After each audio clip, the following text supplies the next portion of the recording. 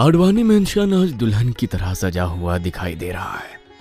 परिवार के छोटे बेटे विराज की सगाई का कार्यक्रम आज रिया के साथ होना तय हुआ है। विराज की मां सुनीता पलके बिछाकर अपने होने वाली छोटी बहू रिया और उसके परिवार का इंतजार कर रही थी। तभी 8-10 बड़ी बड़ी महंगी गाड़ियां बंगले के सामने आकर रुकती हैं और उसी के साथ चारों ओर खुशी की लहर दौड़ जाती है। सुनीता आरती का थाल लेकर दरवाजे तक आती है और फिर रिया की आरती उतारने के बाद नजर का एक टीका उसके माथे पर लगाकर बड़े प्यार से वो उसे घर के अंदर ले जाती है।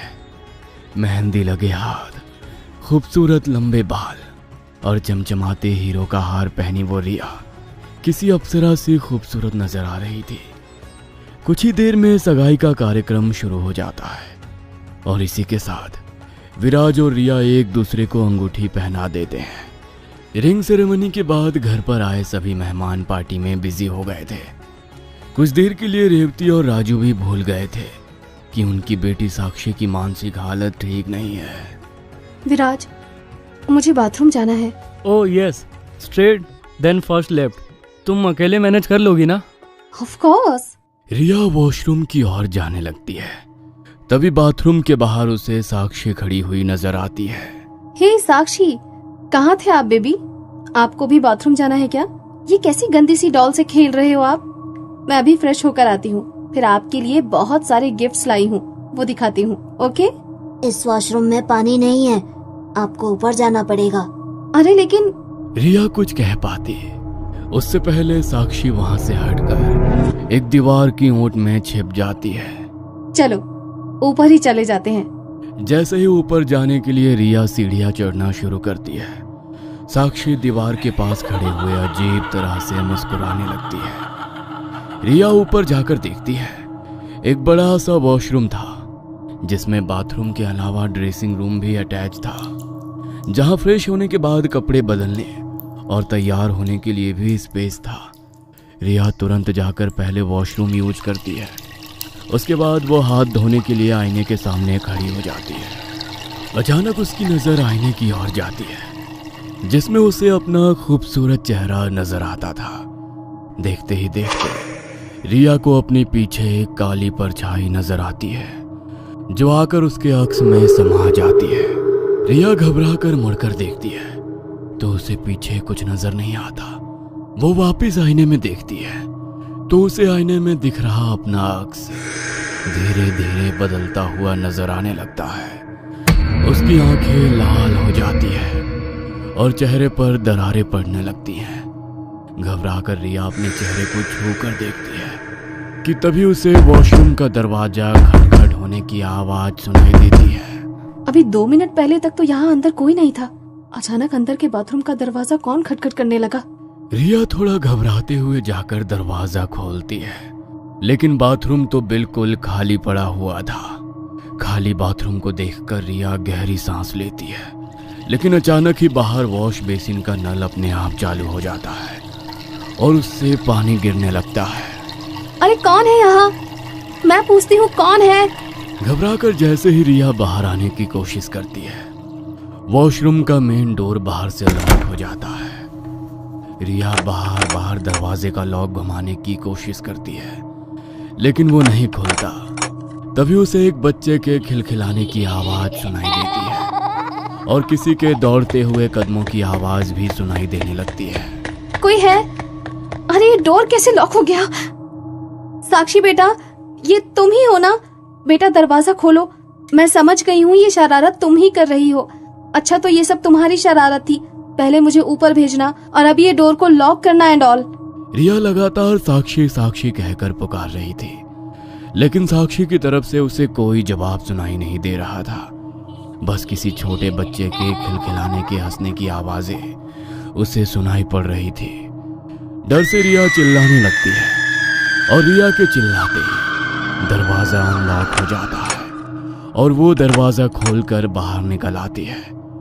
अभी उसने कुछ ही कदम आगे बढ़ाए थे कि एक बार फिर बाथरूम का दरवाजा खुलता है और कोई ताकत रिया के पांव पकड़कर उसे खींचकर वापस बाथरूम के अंदर ले जाती है और ले जाकर बाथ टब में गिरा देती है।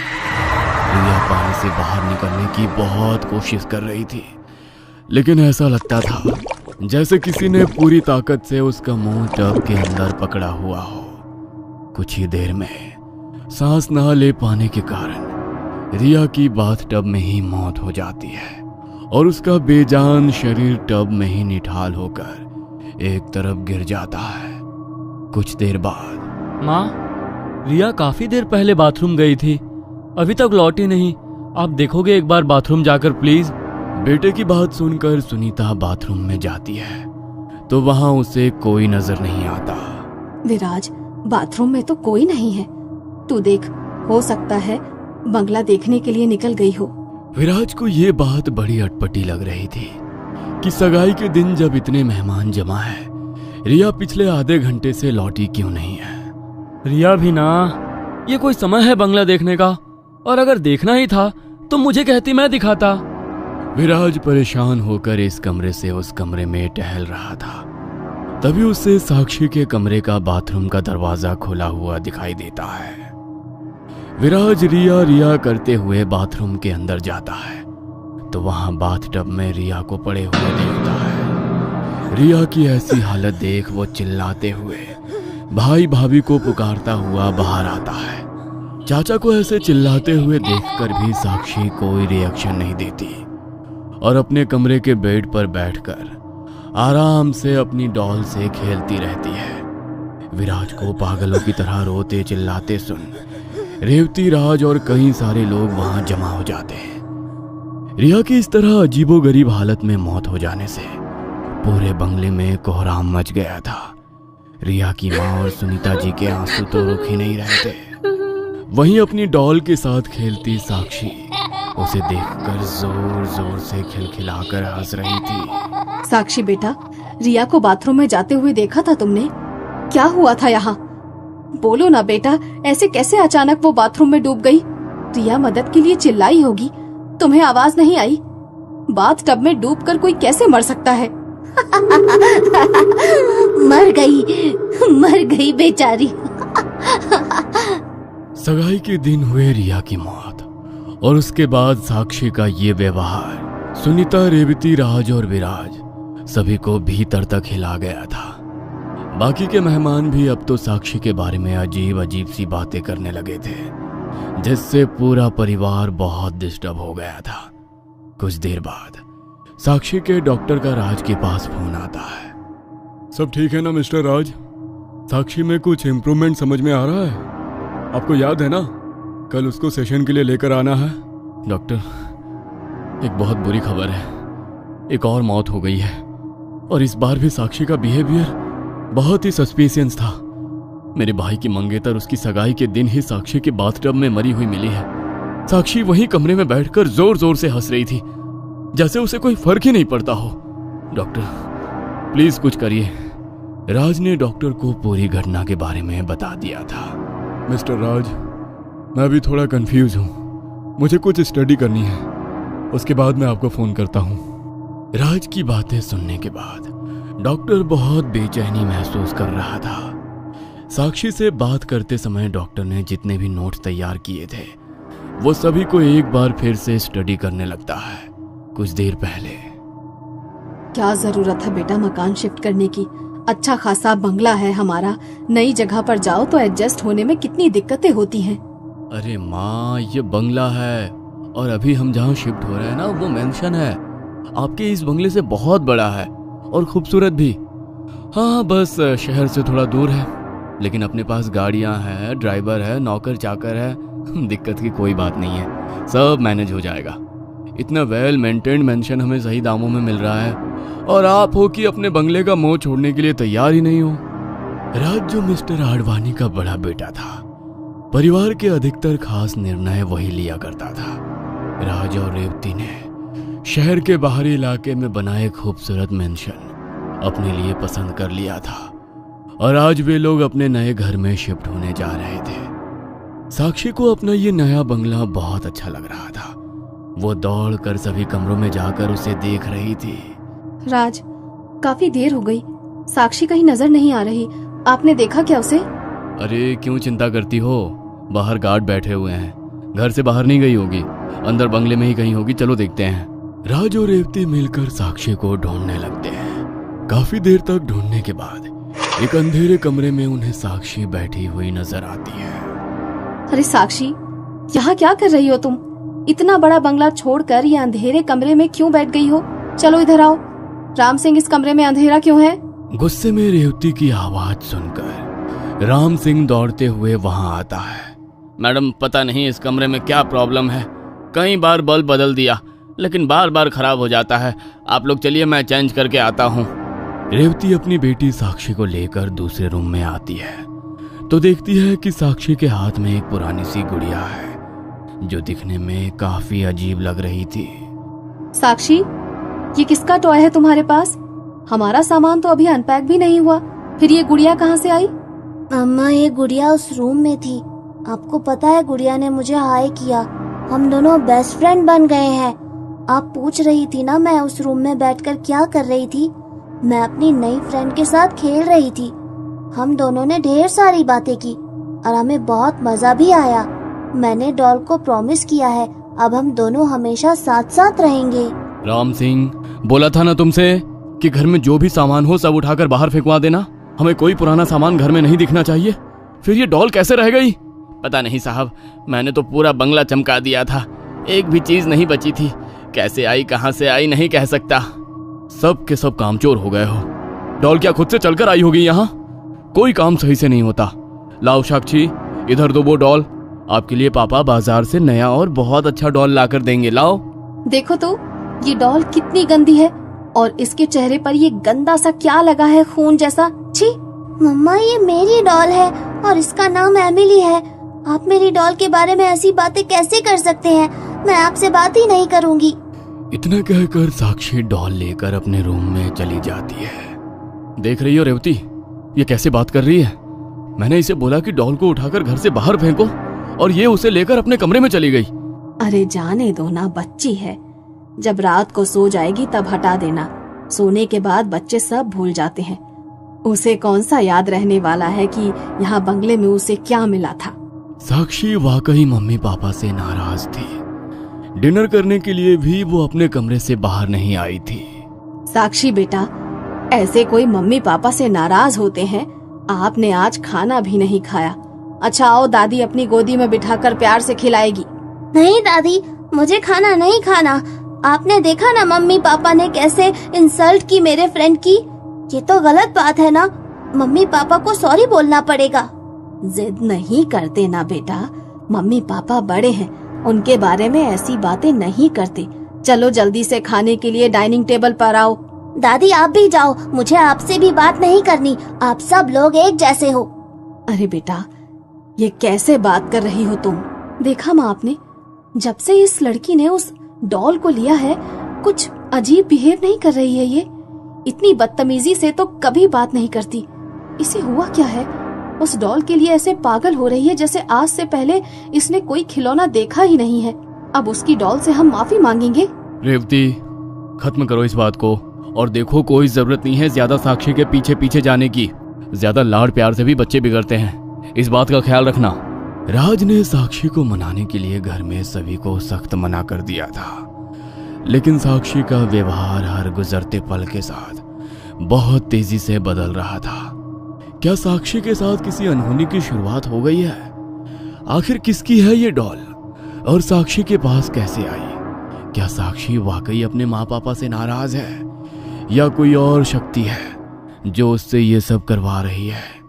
जानने के लिए देखना ना भूले कहानी का अगला भाग। पिछले भाग में आपने देखा कि साक्षी अपने परिवार के साथ एक नए घर में शिफ्ट हुई है, जहां उसे एक अजीब गुड़िया मिलती है। साक्षी उसे अपना दोस्त बना लेती है, लेकिन अब उसकी मां नहीं चाहती कि साक्षी एक पुरानी और अजीब दिखने वाली गुड़िया के साथ खेले, इसलिए वो उसे फेंकने को कहती है, जिससे साक्षी नाराज हो जाती है और सबसे बात करना बंद कर देती है। अब आगे। साक्षी ने पिछले 2 दिनों से पापा मम्मी से बात नहीं की थी। दादी सुनीता ने कई बार उसे बहलाने की कोशिश की, लेकिन हर बार वो कमरे में जाकर अपना रूम लॉक करती थी। बार बार खाने के लिए बुलाने पर भी वो कमरे से बाहर नहीं आ रही थी। राम सिंह खाना खिलाकर आया है अभी साक्षी को, लेकिन पता नहीं क्या हो गया है लड़की को। हम सबसे तो बात ही नहीं कर रही है, ना हमारे कहने से खाना खा रही है। नौकरों के हाथ से खाना मंजूर है, लेकिन हम लोगों से नहीं। कुछ सुनाई दे रहा है माँ जी? साक्षी के कमरे से बातें करने और हंसने की आवाजें सुनाई दे रही हैं। अपने डॉल से बात कर रही है, लेकिन हमें देखकर ऐसे मुंह बनाती है जैसे शक्ल भी देखना न चाहती हो। बेटा, होता है बच्ची है, उसे वो गुड़िया अच्छी लग रही है, इसीलिए उसे इतना लाड दिखा रही है। अभी उसे अच्छा बुरा नया पुराना कहाँ समझ आता है। खत्म करो इस बात को और कह दो सॉरी। इकलौती बेटी की हालत देखकर और सुनीता के कहने पर रेवती और राज साक्षी को सॉरी बोल देते हैं। सॉरी सुनकर साक्षी अपने पिता से जाकर लिपट जाती है। अच्छा, आइसक्रीम खाने चले? फिर तुम्हें नए टॉयज भी दिला देंगे, तो तुम्हें इस पुरानी डॉल से नहीं खेलना पड़ेगा। नहीं चाहिए आपकी आइसक्रीम और ना ही नई डॉल, मैं ऐसे ही ठीक हूँ। साक्षी अपने डॉल को कसकर सीने से लगा लेती है और फिर से जाकर बेड पर उससे खेलने लगती है। उसी रात रेवती, जाओ और जाकर साक्षी की वो डॉल उठाकर स्टोर रूम में रख दो। मैं नई डॉल लाया हूँ, वो उसके रूम में रख देना। सुबह जब उस सुंदर सी डॉल पर उसकी नजर पड़ेगी तो अपनी उस गंदी सी डॉल का ख्याल भी नहीं आएगा उसे। रेवती देर रात गए साक्षी के कमरे में दाखिल होती है। साक्षी अभी गहरी नींद में सोई हुई थी। रेवती उसके हाथ से डॉल लेने की कोशिश करती है, लेकिन जैसे ही वो गुड़िया को स्पर्श करती है उसे एक जोरदार झटका महसूस होता है। ऐसा लगा जैसे करंट लग गया हो। क्या था ये? घबराते हुए रेवती एक बार फिर से डॉल को उठाती है और उसे ले जाकर स्टोर रूम में पटक देती है और फिर राज की लाई नई गुड़िया वहां रखकर अपने कमरे में जाकर सो जाती है। अगले दिन राज और रेवती बड़े खुश थे कि अब उन्हें उस मनहूस सी दिखने वाली डॉल की शक्ल नहीं देखनी पड़ेगी। लेकिन सुबह 8 बजे जब साक्षी अपने कमरे से बाहर आती है तो साक्षी के हाथों में फिर से वो डॉल दिखाई देती है। साक्षी बेटा, ये डॉल कहाँ से आई तुम्हारे पास? माँ की बात सुनकर साक्षी खिलखिलाकर हंसने लगती है। ये डॉल तो मेरी है ना, तो और कहाँ जाएगी? लेकिन बेटा, मैंने देखा था, सुबह ये घर में कहीं नहीं थी। पापा, वो एमिली मेरे साथ हाइड एंड सीक का खेल खेल रही थी। वो छुपी हुई थी और मुझे ढूंढने के लिए कह रही थी। तुम्हें किसने कहा वो तुम्हारे साथ हाइड एंड सीक खेलने के लिए छिपी है? अरे मम्मा, एमिली ने बताया, और कौन बताएगा? उसने मुझे आवाज लगाकर कहा मुझे उसे ढूंढना होगा। सुबह 5 बजे बिस्तर पर सो रही साक्षी की नींद एक आवाज से टूट जाती है। साक्षी को सुनाई देता है कि कोई उसे पुकार रहा है। साक्षी, उठो साक्षी, वरना तुम हार जाओगी। साक्षी, ये कौन है जो मुझे बुला रहा है? अरे एमिली कहाँ चली गई? वो तो मुझे अकेला छोड़कर कहीं नहीं जाती। मैं एमिली हूँ साक्षी, आओ मुझे ढूंढो और बाहर निकालो। साक्षी आवाज का पीछा करते हुए स्टोर रूम में पहुंच जाती है। एमिली, मैंने पकड़ लिया, तुम स्टोर रूम में हो ना? ठीक पहचाना, आओ मुझे बाहर निकालो। साक्षी दरवाजा खोलकर स्टोर रूम में जाती है और एक बॉक्स के अंदर रखी हुई डॉल एमिली को बाहर निकाल लेती है। आपको पता है, जब मैंने एमिली को आइस स्पाइस कहा तो एमिली जोर से हंसने लगी और उसके बाद मैं उसे अपने रूम में ले आई। इतना कहकर साक्षी हंसते हुए वापस अपने कमरे में जाकर खेलने लगती है। साक्षी की बातें सुनकर रेवती और राज का सर चकरा गया था। ये क्या बातें कर रही है? अरे वो सोई नहीं होगी, बस तुम्हें देखकर सोने का नाटक कर रही होगी। उसने तुम्हें गुड़िया छुपाते देखा होगा, तभी वो डॉल वहां से ले आई। और क्या? हद हो गई। अब तो बस एक बार मेरे हाथ लग जाए ये डॉल, पेट्रोल छिड़ककर सीधा आग लगाऊंगी इस डॉल में, तभी इससे पीछा छूटेगा। रेवती के इतना कहते ही साक्षी की चीखों की आवाज सुनाई देने लगती है। सभी लोग दौड़कर साक्षी के कमरे में पहुंचते हैं तो सामने का नजारा देखकर उनकी सांसें थम सी जाती हैं। साक्षी आग आग चिल्ला रही थी और उसके फ्रॉक के फिल से आग की लपटें उठ रही थी। राज, कुछ करो मेरी बच्ची। राज दौड़कर कंबल उठाता है और साक्षी के फ्रॉक को उसमें लपेटकर आग बुझा देता है। बहुत जलन हो रही है मम्मा, बहुत दर्द हो रहा है मम्मा। हल्का सा बन हुआ है, मम्मा दवाई लगाएगी, ठीक हो जाएगा। एक बात बताओ बेटा, ये सब हुआ कैसे? आग कैसे लगी? मुझे नहीं पता पापा, अचानक आग जलने लगी। कमरे से पेट्रोल की महक भी आ रही है। यहाँ पेट्रोल कौन लेकर आया? समझ नहीं आ रहा क्या हुआ, कैसे हुआ।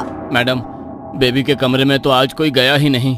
हमारा पूरा स्टाफ तो अभी अंदर आया है। साक्षी के साथ हुए इस हादसे ने सभी को हिलाकर रख दिया था। कोई समझ नहीं पा रहा था अचानक आग कैसे लग जाएगी, क्योंकि साक्षी को तो अभी भी माचिस तक जलाना नहीं आता था। आग वाली घटना को कुछ दिन बीत गए थे। साक्षी के जख्म भी ठीक हो गए थे, लेकिन फिर भी साक्षी अब पहले की तरह पूरे दिन घर में धमा चौकड़ी नहीं मचाती थी। या तो वो अपने बुक में स्केच बनाती रहती, या फिर डॉल से बातें करती। ना पहले की तरह टीवी देखने की जिद करती, ना खाने की। भाभी, क्या हो गया है साक्षी को? लगता है ये नया घर उसे पसंद नहीं आया। मुझे ऐसा लग रहा है वो अकेलापन फील कर रही है। यहाँ उसके कोई दोस्त भी नहीं है और छुट्टियाँ चल रही हैं, इसलिए स्कूल में भी किसी दोस्त से नहीं मिल पा रही है। मैं कुछ करता हूँ। विराज कुछ कार्ड्स प्रिंट करवाता है और फिर उन्हें लेकर अपनी भतीजी के पास जाता है। साक्षी, आओ मेरे पास, देखो मैं क्या लाया हूँ। चाचू, मुझे चॉकलेट नहीं खानी। अरे देखो तो चाचू क्या लेकर आए हैं। तुम्हारे लिए एक सरप्राइज है। चाचू जानते हैं कि तुम नए घर में शिफ्ट हुई हो और यहाँ पर तुम्हारा कोई दोस्त नहीं है। अभी स्कूल के भी वेकेशंस चल रहे हैं, इसलिए तुम लॉनली फील कर रही हो। चाचू ने तुम्हारी उदासी का एक सॉल्यूशन निकाला है। जानना चाहोगी? इधर आओ, ये देखो इस इनविटेशन कार्ड में क्या लिखा है। साक्षी चाचू के पास आती है और एक कार्ड लेकर पढ़ने लगती है। Get together party and Sakshi's new villa. रहने दो, अगर तुम्हारा मन नहीं है तो कोई बात नहीं, मैं सबको मना कर देता हूँ और वो केक पिज्जा वगैरह भी रिटर्न करवा देता हूँ।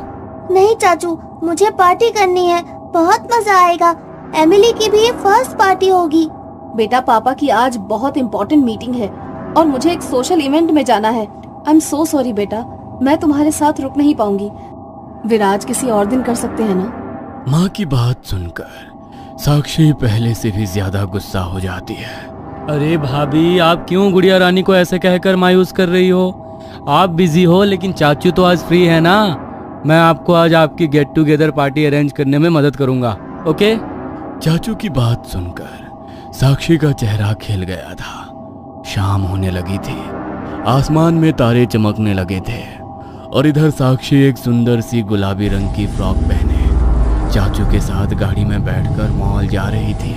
चाचू, सब बच्चों के लिए रिटर्न गिफ्ट ले लेते हैं, बहुत मजा आएगा। मॉल में जाकर साक्षी अपने सारे दोस्तों के लिए रिटर्न गिफ्ट्स खरीदती है और फिर वहां से लौटकर पार्टी के सारे अरेंजमेंट्स करने के बाद रेडी होकर अपने दोस्तों का वेट करने लगती है। अरे, ये रिया का अचानक फोन आ गया। नहीं उठाऊंगा तो मुंह फुला लेगी। वैसे ही बात बात पर शादी तोड़ने की धमकी देती है। साक्षी बेटा, आप अपने दोस्तों के साथ एंजॉय करो, एक इम्पोर्टेंट कॉल आ गया है, मैं अभी अटेंड करके आता हूँ। विराज कुछ देर तक अपनी मंगेतर से बात करता है। जब तक वो फोन पर बातें कर रहा था, साक्षी के सारे दोस्त घर पर आ गए थे और पार्टी शुरू हो चुकी थी। अरे साक्षी, आओ ना हमारे साथ खेलो। क्या वहाँ एक कोने में बैठी हुई हो? पार्टी तो तुमने ही दी है और तुम ही एक कोने में गुमसुम बैठी हुई हो। नहीं, मैं अपनी फ्रेंड को अकेला नहीं छोड़ सकती। तुम लोग एंजॉय करो, मैं यहीं ठीक हूँ। कौन सा फ्रेंड? हमें तो कोई नजर नहीं आ रहा। ये है ना मेरी न्यू फ्रेंड, मेरी डॉल एमिली। अरे साक्षी, डॉल को फ्रेंड कौन बनाता है और कहाँ से ली तुमने ये अजीब सी डॉल? कितनी गंदी लग रही है। ये डॉल कुछ अजीब नहीं लगती? इसके चेहरे पर ये रेड रेड क्या लगा है? कितनी अजीब सी है इसकी आंखें। मैं होता तो इसे टच भी ना करता। छी छी। तुम दोनों जाओ यहाँ से, मुझे तुमसे कोई बात नहीं करनी। साक्षी को चिंटू और हर्ष का डॉल का मजाक उड़ाना बहुत बुरा लग रहा था, इसलिए अब वो गुस्से में एक कोने में बैठी हुई थी। चिंटू और हर्ष साक्षी के पास चले गए थे, लेकिन वो पार्टी में सभी बच्चों से साक्षी की डॉल की तरफ इशारा करके मजाक कर रहे थे। अचानक चिंटू और हर्ष जाकर दीवार से टकरा जाते हैं और जमीन पर गिर पड़ते हैं। एक तरफ वो दोनों दर्द से करा रहे थे और दूसरी तरफ साक्षी उन्हें देखकर जोर जोर से हंस रही थी। साक्षी का ये अजीब बिहेवियर पार्टी में किसी को भी समझ में नहीं आ रहा था। चिंटू और हर्ष लगातार दर्द से कराह रहे थे। पार्टी में हो रही चीख पुकार को सुनकर विराज फोन रखकर दौड़ते हुए वहां पहुंचता है तो देखता है साक्षी के दो दोस्त बुरी तरह से दर्द से कराह रहे हैं। विराज को कुछ समझ में नहीं आ रहा था, इसलिए वो जल्दी से उन्हें अस्पताल ले जाता है, जहां पता चलता है कि चिंटू के हाथ में और हर्ष के पांव में फ्रैक्चर आ गया है। पार्टी में हादसा होने के बाद सभी पेरेंट्स अपने बच्चों को लेकर वापस अपने अपने घर चले जाते हैं। अगले दिन बेटा क्या हुआ था पार्टी में? कैसे उन दोनों को इतनी चोट लगी? झगड़ा किया क्या दोनों ने? जो हुआ अच्छा हुआ, उनके साथ ऐसा ही होना चाहिए। साक्षी, ये क्या बोल रही हो तुम? अपने दोस्तों के बारे में ऐसे कौन कहता है? देख रही हूँ आजकल बहुत अजीब बिहेव करने लगी हो। पहले मॉल में तुमने इतना बड़ा तमाशा कर दिया और अब अपने दोस्तों के लिए ऐसे बोल रही हो। रेवती ने देखा जब वो अपनी बेटी को डांट रही थी, उस समय साक्षी अपने हाथ में पकड़ी डॉल को देखकर मुस्कुरा रही थी। ये क्या है साक्षी? मैं तुमसे बात कर रही हूँ ना, और तुम अपनी डॉल को देखकर मुस्कुराए जा रही हो। ये मेरी दोस्त है मम्मा, मैंने बताया था ना। मैंने इसका नाम भी रखा है एमिली। अच्छा है ना? ये दोस्त है? ऐसे खिलौनों को दोस्त कौन बनाता है? कुछ अजीब सा महसूस हो रहा है इसे देखकर। दिखाओ तो जरा। नहीं मम्मा, आप इसे नहीं ले सकते। एमिली नाराज हो जाएगी। मैंने एमिली को प्रॉमिस किया है कि मैं इसे हमेशा अपने साथ ही रखूंगी, किसी को नहीं दूंगी। साक्षी बोल रही थी, तभी रेवती के पास एक फोन आता है। बेटा, तुम्हारे फ्रेंड अनु की माँ का कॉल था। हम लोग अभी हर्ष और चिंटू से मिलने जाएंगे। उनकी तबीयत सही नहीं है ना। अनु और उनकी मम्मा भी आ रहे हैं। तुम भी रेडी हो जाओ। मैंने कहा ना, उनके साथ जो हुआ अच्छा हुआ। मैं उनसे मिलने नहीं जाऊंगी। बेटा, वो आपके बेस्ट फ्रेंड है, ऐसा क्यों बोल रही हो आप? आपका झगड़ा हुआ क्या उनसे? बोला ना मुझे नहीं जाना। इतना कहकर साक्षी गुस्से में वहां से चली गई थी। कुछ समझ नहीं आ रहा, ये ऐसे क्यों रिएक्ट कर रही है? आप प्लीज थोड़ा ख्याल रखेंगी इसका। मैं हॉस्पिटल होकर आती हूँ। आखिर क्या चल रहा है रेवती के घर में? साक्षी के अजीब बर्ताव का कारण क्या समझ पाएगी रेवती? क्या आने वाला समय कोई अनहोनी लेकर आएगा? जानने के लिए देखना ना भूले कहानी का अगला भाग। और हाँ दोस्तों, कहानी अगर पसंद आई हो तो हमारे channel once upon a time Hindi को सब्सक्राइब जरूर करें और बेल आइकन को प्रेस करना ना भूलें। पिछले भाग में आपने देखा कि साक्षी के घर पार्टी में आए बच्चे जब उसकी गुड़िया का मजाक बनाते हैं तो ये बात उसे पसंद नहीं आती और वो गुस्सा हो जाती है। लेकिन तभी उन बच्चों को चोट लग जाती है, जिसे देखकर साक्षी जोर जोर से हंसने लगती है। पार्टी में आए बच्चों को चोट लगने के कारण साक्षी की माँ साक्षी से कहती है कि वो अस्पताल में उसके दोस्तों से मिलने चले, लेकिन साक्षी साफ इनकार कर देती है। अब आगे साक्षी के अपने दोस्तों से मिलने से इनकार कर देने के बाद रेवती काफी हैरान हो गई थी और फिर वो साक्षी के दोस्तों से मिलने के लिए अस्पताल आती है। हॉस्पिटल में बेटा, कैसे हो आप? ऐसे कैसे इतना जोर से गिर पड़े? मैं गिरा नहीं था आंटी, मुझे ऐसा लगा जैसे किसी ने पहले मेरा हाथ मरोड़ा और फिर जोर से मेरे बैक पर लात मारी, जिससे मैं जाकर दीवार से टकरा गया।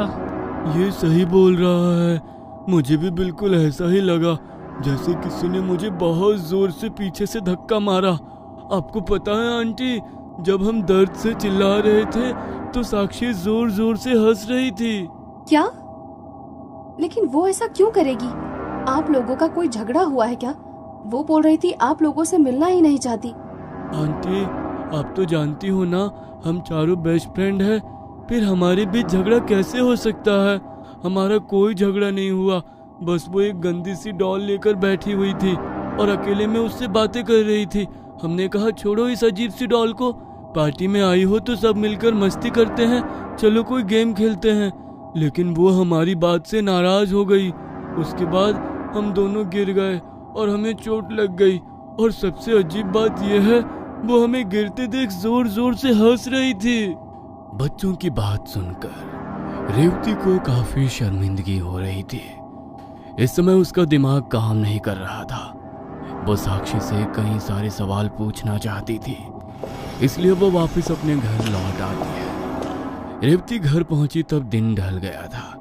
घर पहुंचकर रेवती देखती है कि पूरे घर में अंधेरा है। सिर्फ बाहर गार्डन से छिटक कर हल्की रोशनी घर के कांच से अंदर आ रही थी। रेवती घर में अंधेरा देख काफी हैरान हो गई थी। वो अंदर आकर हॉल की लाइट ऑन करती है। तभी उससे साक्षी के कमरे से हंसने के खिलखिलाने की आवाज सुनाई देती है। अच्छा, लगता है दोनों दादी पोती को मस्ती सूझ रही है।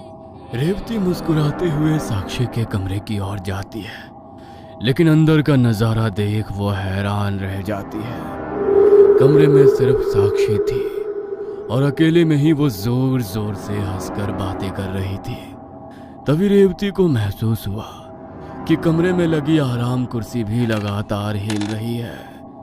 रेवती को कुछ समझ में नहीं आ रहा था। माँ जी, वो कहाँ गई? साक्षी के कमरे से निकलकर रेवती अपनी सास के कमरे में आती है, जहाँ वो घोड़े बेचकर सो रही थी। माँ जी यहाँ सो रही हैं? अभी तो बस शाम के 7 बजे हैं। इतनी जल्दी कैसे सो गई माँ जी?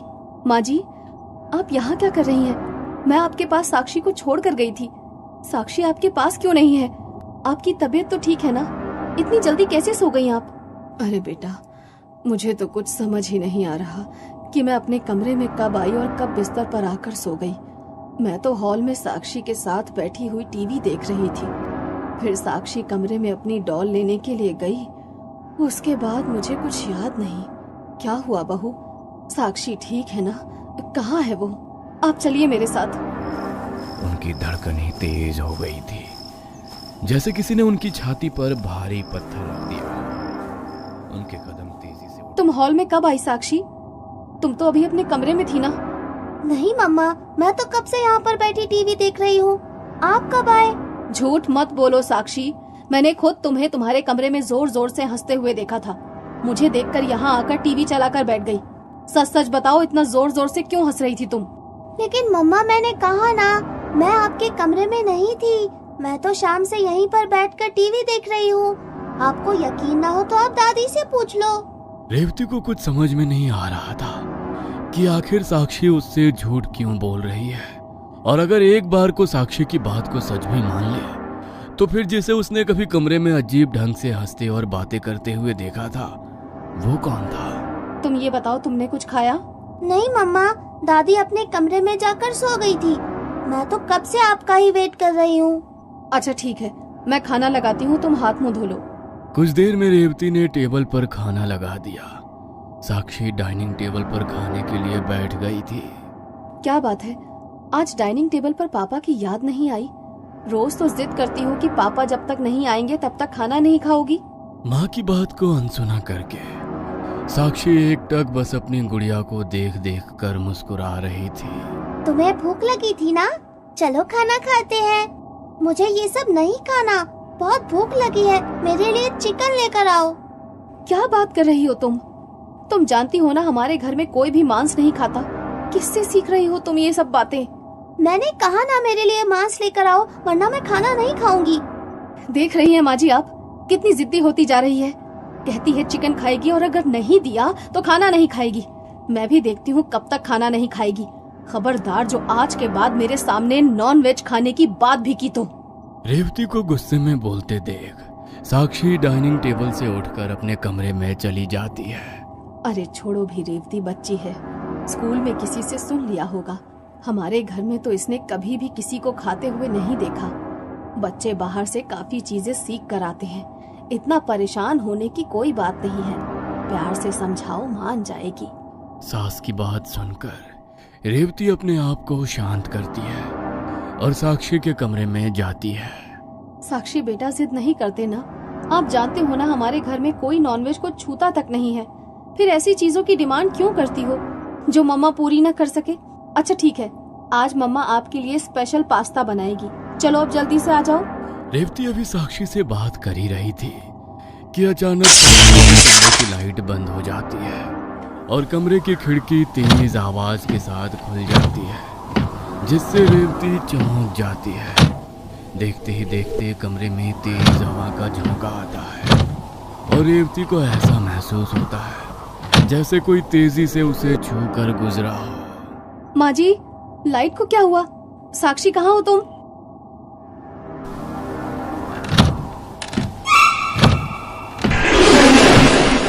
अचानक से गुड़िया के उसके ऊपर आ जाने से रेवती के मुंह से जोरदार चीख निकल जाती है और वो जमीन पर गिर पड़ती है।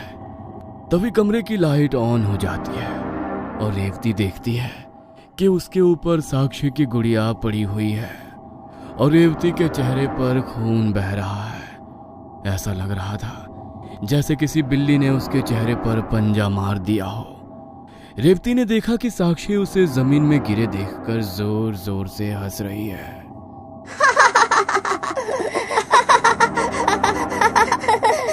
ये क्या हो गया मेरे चेहरे पर? साक्षी, ये गुड़िया अचानक से मेरे ऊपर कहाँ से आई और तुम हंस क्यों रही हो? इसमें हंसने जैसी क्या बात है? आपने खाने के लिए मना किया ना, इसलिए आपके साथ ये सब हुआ है। उसे ये सब बिल्कुल पसंद नहीं है। आगे से उसे कभी किसी चीज के लिए टोकना मत, वो अभी भी गुस्से में है। क्या डॉल की सच्चाई सामने आ जाएगी? क्या वाकई रेवती को गलतफहमी हुई है? ये जानने के लिए देखना ना भूलें कहानी का अगला भाग। और हाँ दोस्तों, कहानी अगर पसंद आई हो तो हमारे channel once upon a time Hindi को सब्सक्राइब जरूर करें और बेल आइकन को प्रेस करना ना भूलें। पिछले भाग में आपने देखा कि साक्षी के घर पार्टी में आए बच्चे जब उसकी गुड़िया का मजाक बनाते हैं तो ये बात उसे पसंद नहीं आती और वो गुस्सा हो जाती है। लेकिन तभी उन बच्चों को चोट लग जाती है। रेवती अभी साक्षी से बात कर ही रही थी कि अचानक कमरे की लाइट बंद हो जाती है और कमरे की खिड़की तेज आवाज के साथ खुल जाती है।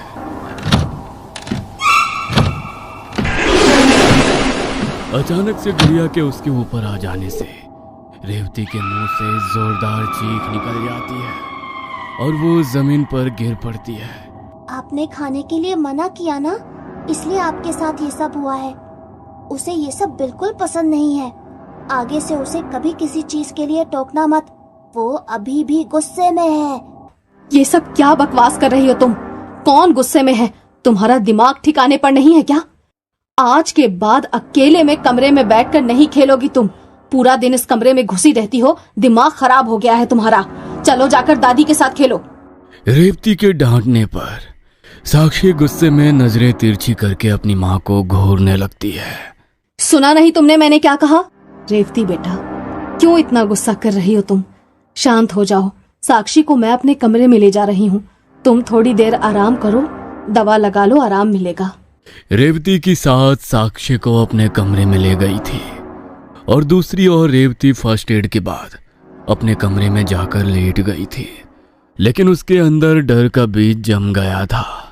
साक्षी के कमरे में जाते ही अचानक से कमरे की लाइट कट जाना और फिर उस गुड़िया का उसके ऊपर किसी जंगली जानवर की तरह झपटना और साक्षी का वो अजीबोगरीब व्यवहार। रेवती समझ नहीं पा रही थी कि आखिर उसके घर में हो रही इन सब अजीब गरीब घटनाओं का मतलब आखिर है क्या। वैसे भी कोई भी पढ़ा लिखा समझदार इंसान एक निर्जीव डॉल पर शक नहीं कर सकता। इसलिए रेवती के मन में साक्षी की डॉल को लेकर अभी तक कोई शक नहीं था। मिस्टर आडवाणी और उनका छोटा भाई विराज आज बिजनेस ट्रिप पर थे। आज की रात रेवती और उसकी सास सुनीता और साक्षी घर पर थे। खाना खाने के बाद रेवती को नींद आ गई थी और वो अपने कमरे में गहरी नींद में सो रही थी। देर रात बिल्ली के रोने की आवाज सुनकर रेवती की नींद खुलती है। बिल्ली की भयानक आवाज सुनकर रेवती डर से कांप उठती है। तभी उसे बेटी साक्षी का ख्याल आता है। रेवती अपने कमरे से निकलकर साक्षी के कमरे में जाती है तो देखती है वहां पर हर तरफ खून बिखरा हुआ है और पास ही में रेवती की पालतू बिल्ली के शरीर के टुकड़े बिखरे हुए हैं और साक्षी के मुंह और कपड़ों पर भी खून के निशान दिखाई दे रहे थे और वो रुमाल में हाथ पोंछकर अपने हाथों से खून साफ करने की कोशिश कर रही थी। कमरे का विभत्स नजारा देखकर रेवती का कलेजा मुंह को आ गया था। ये सब क्या है? किसने किया ये सब? मांस के टुकड़ों को देखकर रेवती किसी तरह अपनी उल्टी को रोकने की कोशिश कर रही थी, लेकिन अपनी बात पूरी करने से पहले ही वो कमरे से बाथरूम की ओर दौड़ लगा देती है, जहां उसे उल्टी हो ही जाती है। कुछ देर बाद साक्षी, ये खून, ये मांस के टुकड़े, क्या हुआ है यहाँ? बहुत भूख लगी थी, खा लिया उसे, अब अच्छा लग रहा है। साक्षी की आंखों में खून उतर आया था। चेहरे पर किसी राक्षस जैसे डरावने भाव थे और वो खून से सने मुंह से उस बिल्ली को देखकर मुस्कुरा रही थी। क्या मतलब तुमने पॉली को खा लिया? कैसे, क्यों? ये सब सच नहीं हो सकता। मैं जरूर कोई सपना देख रही हूँ। हाँ। रेवती को अपनी आंखों और कान पर भरोसा नहीं हो रहा था। उसकी 6 साल की बच्ची कैसे एक बिल्ली को कच्चा चबाकर खा सकती है? रेवती को तो मानो बेहोशी आ रही थी। रेवती एक बार फिर साक्षी की ओर देखती है। उस पल में उसे साक्षी उसकी बेटी नहीं, कोई दानव नजर आ रही थी। किसी तरह गिरते पड़ते रेवती वहां से भागकर अपनी सास के कमरे में पहुंचकर दरवाजा खटखटाने लगती है। माँ जी, माँ जी, माँ जी, जल्दी दरवाजा खोलिए, जल्दी करिए माँ जी। बहू की आवाज सुनकर सास सुनीता दरवाजा खोल देती है। सामने सास को देख रेवती उनके गले लगकर रोने लगती है। माँ जी, हमारे घर में कुछ है, कुछ ऐसा जो मुझे अपने आसपास महसूस हो रहा है। वो मेरी बच्ची पर हावी हो रहा है। साक्षी नहीं है, वो साक्षी हो ही नहीं सकती। और कुछ देर पहले जो बिल्ली के रोने की डरावनी आवाज आ रही थी, वो तो आपने भी सुनी होगी ना माँ जी? बिल्ली की आवाज? क्या बात कर रही हो? क्या हुआ है? तू मुझे पूरी बात बता, मैंने तो कोई आवाज नहीं सुनी। सास सुनीता कमरे में जाती है और गिलास में पानी पीने के लिए देती है। अब ठीक हो तुम? बोलो बेटा, क्या बात है?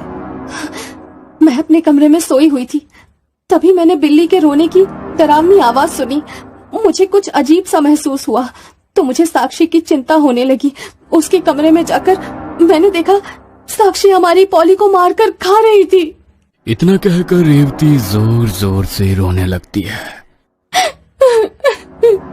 मेरी बच्ची ने कभी अंडा तक नहीं खाया, आज वो एक जानवर को मारकर कच्चा खा गई। ऐसा कैसे हो सकता है माँ जी? अच्छा, तू चल मेरे साथ साक्षी के कमरे में। मैं वहाँ नहीं जा सकती, वो साक्षी नहीं है, वो अभी कुछ भी कर सकती है। माँ जी, आप भी मत जाइए वहाँ। बेटा तू चल मेरे साथ, मुझे अपनी आंखों से देखने तो दे, घबरा क्यों रही है? मैं हूँ ना तेरे साथ। रेवती जाना तो नहीं चाहती थी, लेकिन सास सुनीता के बार बार कहने पर वो उनके साथ फिर से बेटी के कमरे में जाने के लिए तैयार हो जाती है। सास सुनीता आगे आगे चल रही थी और रेवती घबराते हुए धीमे कदमों से उनके पीछे पीछे आ रही थी। साक्षी के कमरे के सामने पहुंचकर सुनीता भड़ाक से दरवाजा खोल देती है और फिर थोड़ा घबराते हुए अपना कदम कमरे के अंदर रखती है। अंदर का नजारा देखकर सुनीता बिल्कुल हैरान हो गई थी। उसके चेहरे के भाव बदलने लगे थे और तिवरियां चढ़ गई थी। आखिर ऐसा क्या देख लिया सुनीता ने कमरे के अंदर जो वो हक्की बक्की रह गई है? क्या डॉल की सच्चाई सामने आ जाएगी? क्या वाकई रेवती को गलतफहमी हुई है?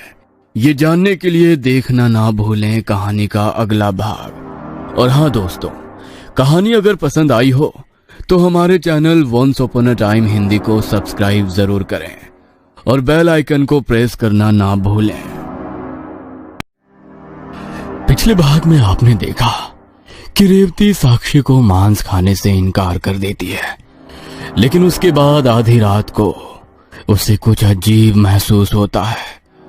रेवती साक्षी के कमरे में जाकर देखती है तो सामने का नजारा देख वो हैरान रह जाती है। साक्षी अपनी पालतू बिल्ली का मांस खा रही थी, जिसे देखकर रेवती डर कर वहां से भाग आती है और अपनी सास को जगाती है। अब आगे सुनीता रेवती का अजीबोगरीब व्यवहार देखकर काफी परेशान हो जाती है और उसका डर दूर करने के लिए साक्षी के कमरे में देखने के लिए आती है। जैसे ही सुनीता कमरे का दरवाजा खोलती है, हैरत से उसकी आंखें फटी रह जाती है।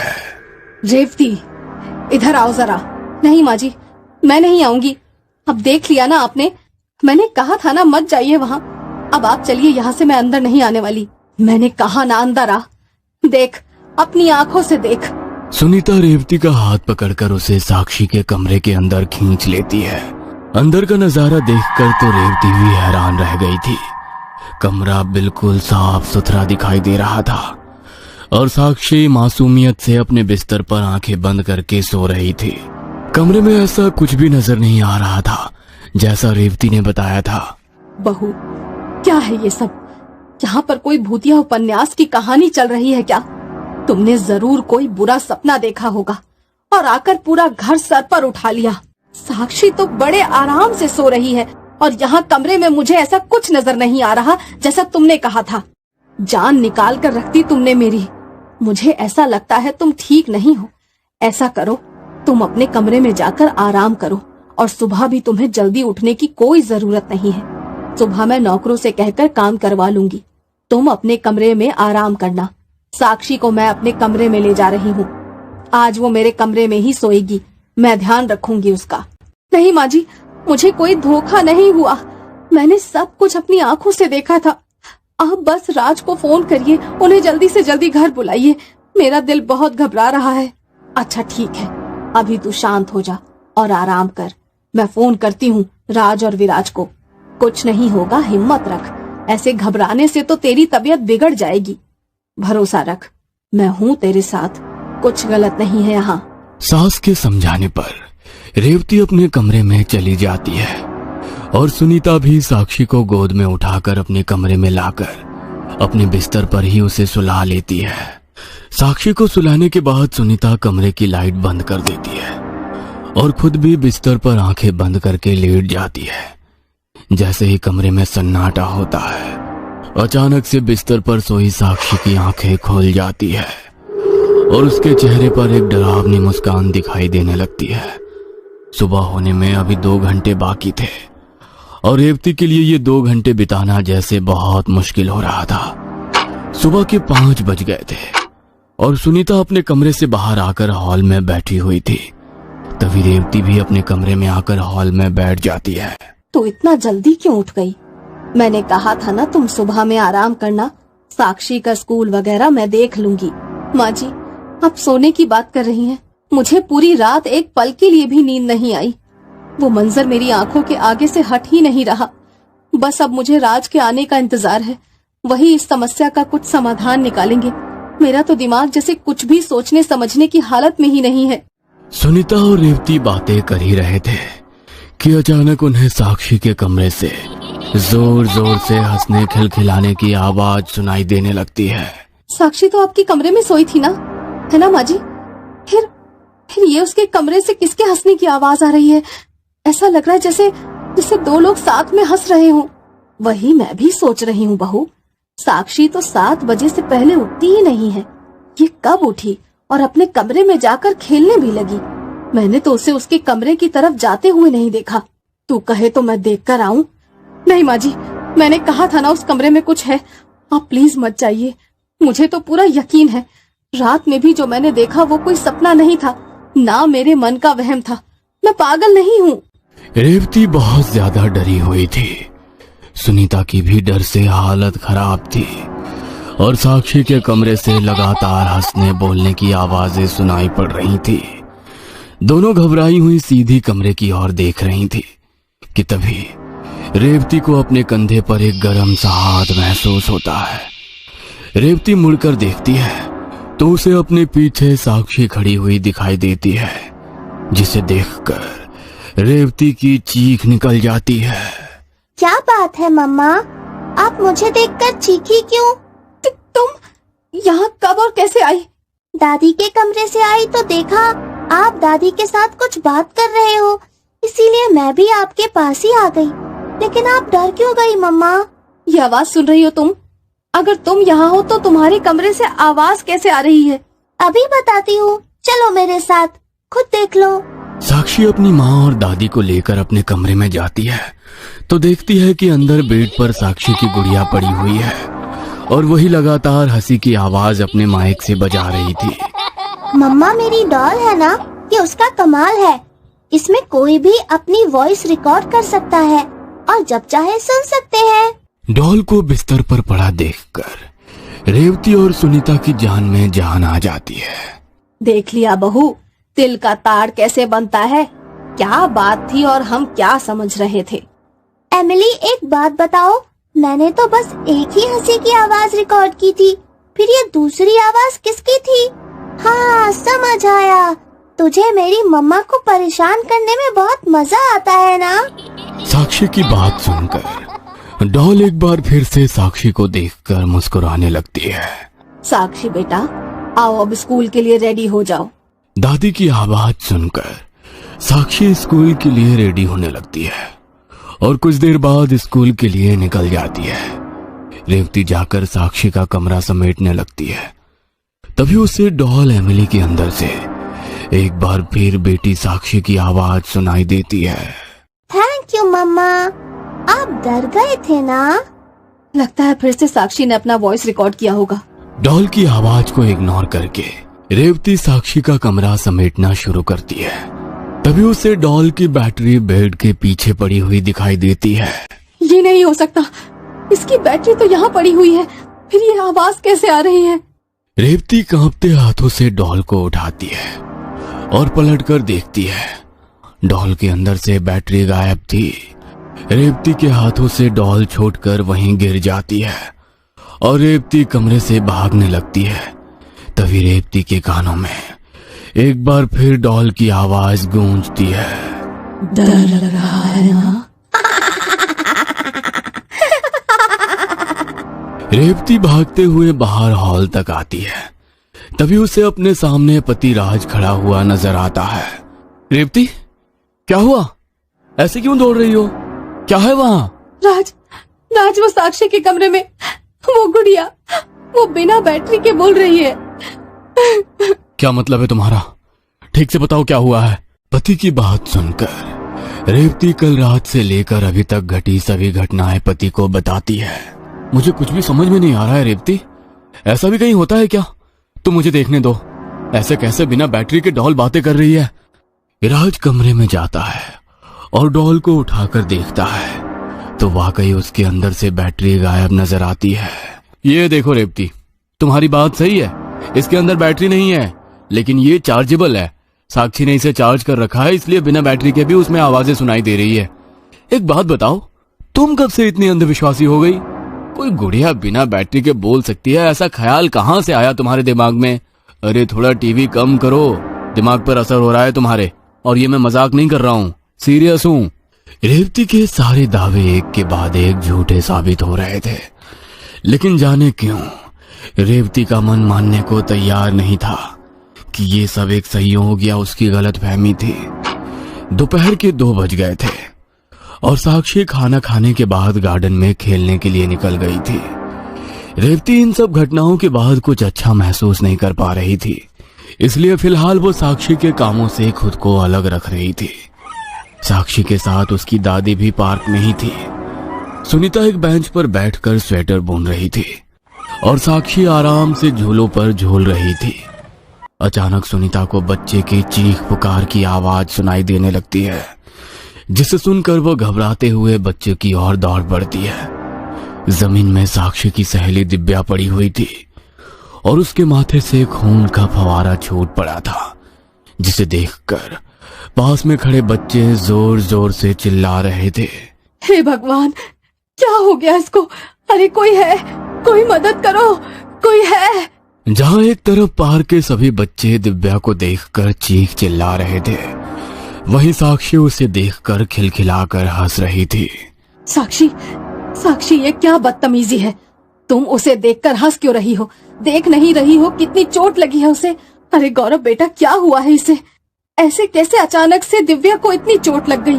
गौरव सुनीता को कुछ देर पहले हुई घटना के बारे में बताने लगता है।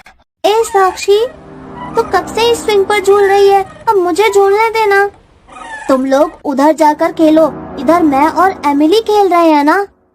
अरे हम इतनी देर से यहाँ वेट कर रहे हैं और तूने यहाँ अपनी फालतू सी डॉल को कब से झूले पर बैठा रखा है। हटा इसको यहाँ से, अब मुझे झूलना है। दिव्या हाथ मत लगाना मेरी एमिली को, मैंने बोला ना यहाँ हम दोनों खेल रहे हैं, तुम लोग उधर जाकर खेलो। साक्षी के झूला खाली करने से इनकार देने पर दिव्या को गुस्सा आ जाता है और वो साक्षी की डॉल को उठाकर जमीन पर पटक देती है और खुद जाकर झूले पर झूलने लगती है। ये देखो वो पड़ी तुम्हारी एमिली जमीन में, जाओ चेक कर लो कहीं हाथ पैर टूट गया हो उसका। मेरी डॉल को झूले से उतारकर तूने अच्छा नहीं किया। अपनी डॉल को उठाकर साक्षी वहीं खड़ी होकर दिव्या को घूरने लगती है। तभी अचानक से झूला जोर जोर से हिलने लगता है, जिसके कारण दिव्या बहुत डर जाती है। झूले की स्पीड लगातार बढ़ती ही जा रही थी, जिसे देखकर आसपास के सारे बच्चे बहुत डर गए थे। लेकिन साक्षी दिव्या को डर से रोते हुए देख मुस्कुरा रही थी। तेजी से हिलते हुए झूले पर दिव्या ज्यादा देर तक संभल नहीं पाती और वहां से नीचे गिर जाती है। जैसे ही दिव्या जमीन पर गिरती है, उसके सर से खून निकलकर चारों ओर बिखरना शुरू होता है। उसे देखकर साक्षी जोर जोर से हंसना शुरू कर देती है। पता नहीं क्या हो गया है इस लड़की को, बार बार ऐसी हरकतें कर रही है कि ना चाहते हुए भी दिमाग अनहोनी बातें सोचने पर मजबूर हो रहा है। इधर सुनीता अपनी पोती साक्षी की हालत के लिए चिंतित थी और वहां दूसरी ओर दिव्या को लेकर लोग अस्पताल की ओर दौड़ चुके थे। दिव्या के साथ हुए हादसे के बाद सभी बच्चे अपने अपने घरों को लौट गए थे। रेवती, तुझे पता है आज पार्क में क्या हुआ? मुझे ऐसा लग रहा है कि जो कुछ तू सोच रही थी कहीं वो सही तो नहीं था। क्या बात है माँ जी, ऐसा क्यों कह रही हैं? बताइए ना क्या हुआ। इससे पहले कि सुनीता रेवती से कुछ कह पाती, सुनीता का फोन बजने लगता है। जी शालिनी जी, जी। हे भगवान, ये क्या अनर्थ हो गया। सुनीता फोन रखकर दोनों हाथ अपने सर पर रखकर जमीन पर बैठ जाती है। माँ जी कुछ तो कहिए, क्या हुआ है? रेवती, वो दिव्या नहीं रही। क्या बोल रही हैं आप? सुबह ही साक्षी के साथ स्कूल गई थी, ऐसा कैसे हो सकता है? सुनीता रोते हुए रेवती को पार्क में हुई सारी घटना बताने लगती है। माँ जी, ये दूसरी बार है जब साक्षी को ऐसे मौके पर हंसते हुए पाया गया है। कुछ तो गलत हो रहा है, कुछ तो ऐसा है जो हमारी समझ से बाहर है। रेवती और सुनीता दिव्या की मौत के सदमे और साक्षी के अजीब बर्ताव से बहुत सदमे में थी। सुनीता अपने बेटे को फोन करके बुलाती है। क्या हो गया माँ? आप दोनों ये छोटी छोटी चीजें भी हैंडल नहीं कर सकते हैं? ऐसे रोज रोज काम छोड़कर मैं घर पर तो नहीं बैठ सकता ना। बताइए अब क्या आफत आ गई है? बेटा, बात उतनी छोटी नहीं है जितना हम समझ रहे हैं। आज साक्षी खेलने के लिए पार्क में गई थी। वहाँ इसका एक बच्चे के साथ झगड़ा हुआ और कुछ ही देर में उस बच्ची का झूला जोर जोर से हिलने लगा, जिस पर से गिरकर उसकी मौत हो गई। और सबसे हैरानी की बात ये है कि उस बच्ची को खून में लथपथ देखकर जहाँ बाकी बच्चे रो रहे थे, साक्षी जोर जोर से हंस रही थी। अभी भी तुझे ये सब इम्पोर्टेंट नहीं लग रहा है तो ठीक है। क्या साक्षी के अजीबोगरीब व्यवहार का सच कभी जान पाएंगे राज और रेवती, या फिर ऐसे ही एक के बाद एक होती रहेगी मौतें? जानने के लिए देखना ना भूलें कहानी का अगला भाग। और हाँ दोस्तों, कहानी अगर आपको पसंद आई हो तो चैनल को लाइक, कमेंट और सब्सक्राइब करना ना भूलें। पिछले भाग में आपने देखा कि साक्षी की दोस्त दिव्या की पार्क में खेलते समय झूले से गिरकर मौत हो जाती है, जिसे देखकर साक्षी जोर जोर से हंसने लगती है। साक्षी की इस अजीब हरकत से पार्क में खेल रहे बच्चे और उनके पेरेंट्स सभी सकते में आ जाते हैं। लोगों की नजरों से बचने के लिए साक्षी की दादी सुनीता उसे लेकर वापस अपने घर आ जाती है और अपनी बहू को सारी घटना के बारे में बताती है। साक्षी की अजीब हरकत के बारे में सुनकर रेवती को घबराहट होने लगती है और वो पति राज को फोन करके घर आने के लिए कहती है। अब आगे सारी बातें सुनने के बाद राज को कुछ भी समझ में नहीं आ रहा था। आप लोग ठीक कह रहे हैं, ये कोई कोइंसिडेंस नहीं हो सकता। साक्षी बार बार ऐसा बिहेव कर रही है, पहले उस पार्टी में और अब पार्क, दोनों जगह एक जैसी घटना, और इस पर साक्षी ने एक ही जैसा रिएक्शन दिया है। मुझे ऐसा लगता है कि हमें साक्षी को किसी डॉक्टर को दिखाना चाहिए। आखिर हम अपनी बेटी की परवरिश में ऐसी क्या गलती कर रहे हैं जो गुजरते समय के साथ उसका बिहेवियर बिगड़ता ही जा रहा है। आज 4 लोग बातें बना रहे हैं, अगर वो ऐसे ही बिहेव करेगी तो सोसाइटी में लोग अपने बच्चों को साक्षी के आसपास भी नहीं मंडराने देंगे। हमें मामले की तह तक जाना ही होगा। राज, आप बिल्कुल ठीक कह रहे हैं। हमें बिना देर किए साक्षी को किसी अच्छे डॉक्टर को दिखाना चाहिए। वो क्या कहते हैं उन्हें, साइकेट्रिस्ट, जो दिमाग से जुड़ी बीमारियों को ठीक करते हैं। ये बात स्वीकार करना मुश्किल है, लेकिन अब मुझे भी ऐसा लगने लगा है कि साक्षी को कोई मानसिक परेशानी है। बिल्कुल ठीक कहा तुमने। मैं आज ही पता लगाता हूँ। शहर का जो भी बेहतरीन साइकेट्रिस्ट होगा वहां हम अपनी बेटी को लेकर जाएंगे। कोई भी बीमारी सही इलाज से ठीक की जा सकती है, बस हमें पॉजिटिव अप्रोच रखनी है और पैनिक बिल्कुल नहीं करना। राज और रेवती अगले ही दिन साक्षी को लेकर डॉक्टर के क्लिनिक में पहुंच जाते हैं। साक्षी बेटा, कैसे हो आप? मैं अच्छी हूँ अंकल। अच्छा, आप अपने साथ अपनी डॉल को भी लेकर आए हो? ये आपकी बेस्ट फ्रेंड है क्या? अरे, आपको कैसे पता? आपने बिल्कुल ठीक कहा, ये मेरी सबसे अच्छी दोस्त है। आपको एक बात बताऊं, मेरी डॉल का नाम एमिली है। आपको इससे दोस्ती करनी है? हाँ बेटा, क्यों नहीं।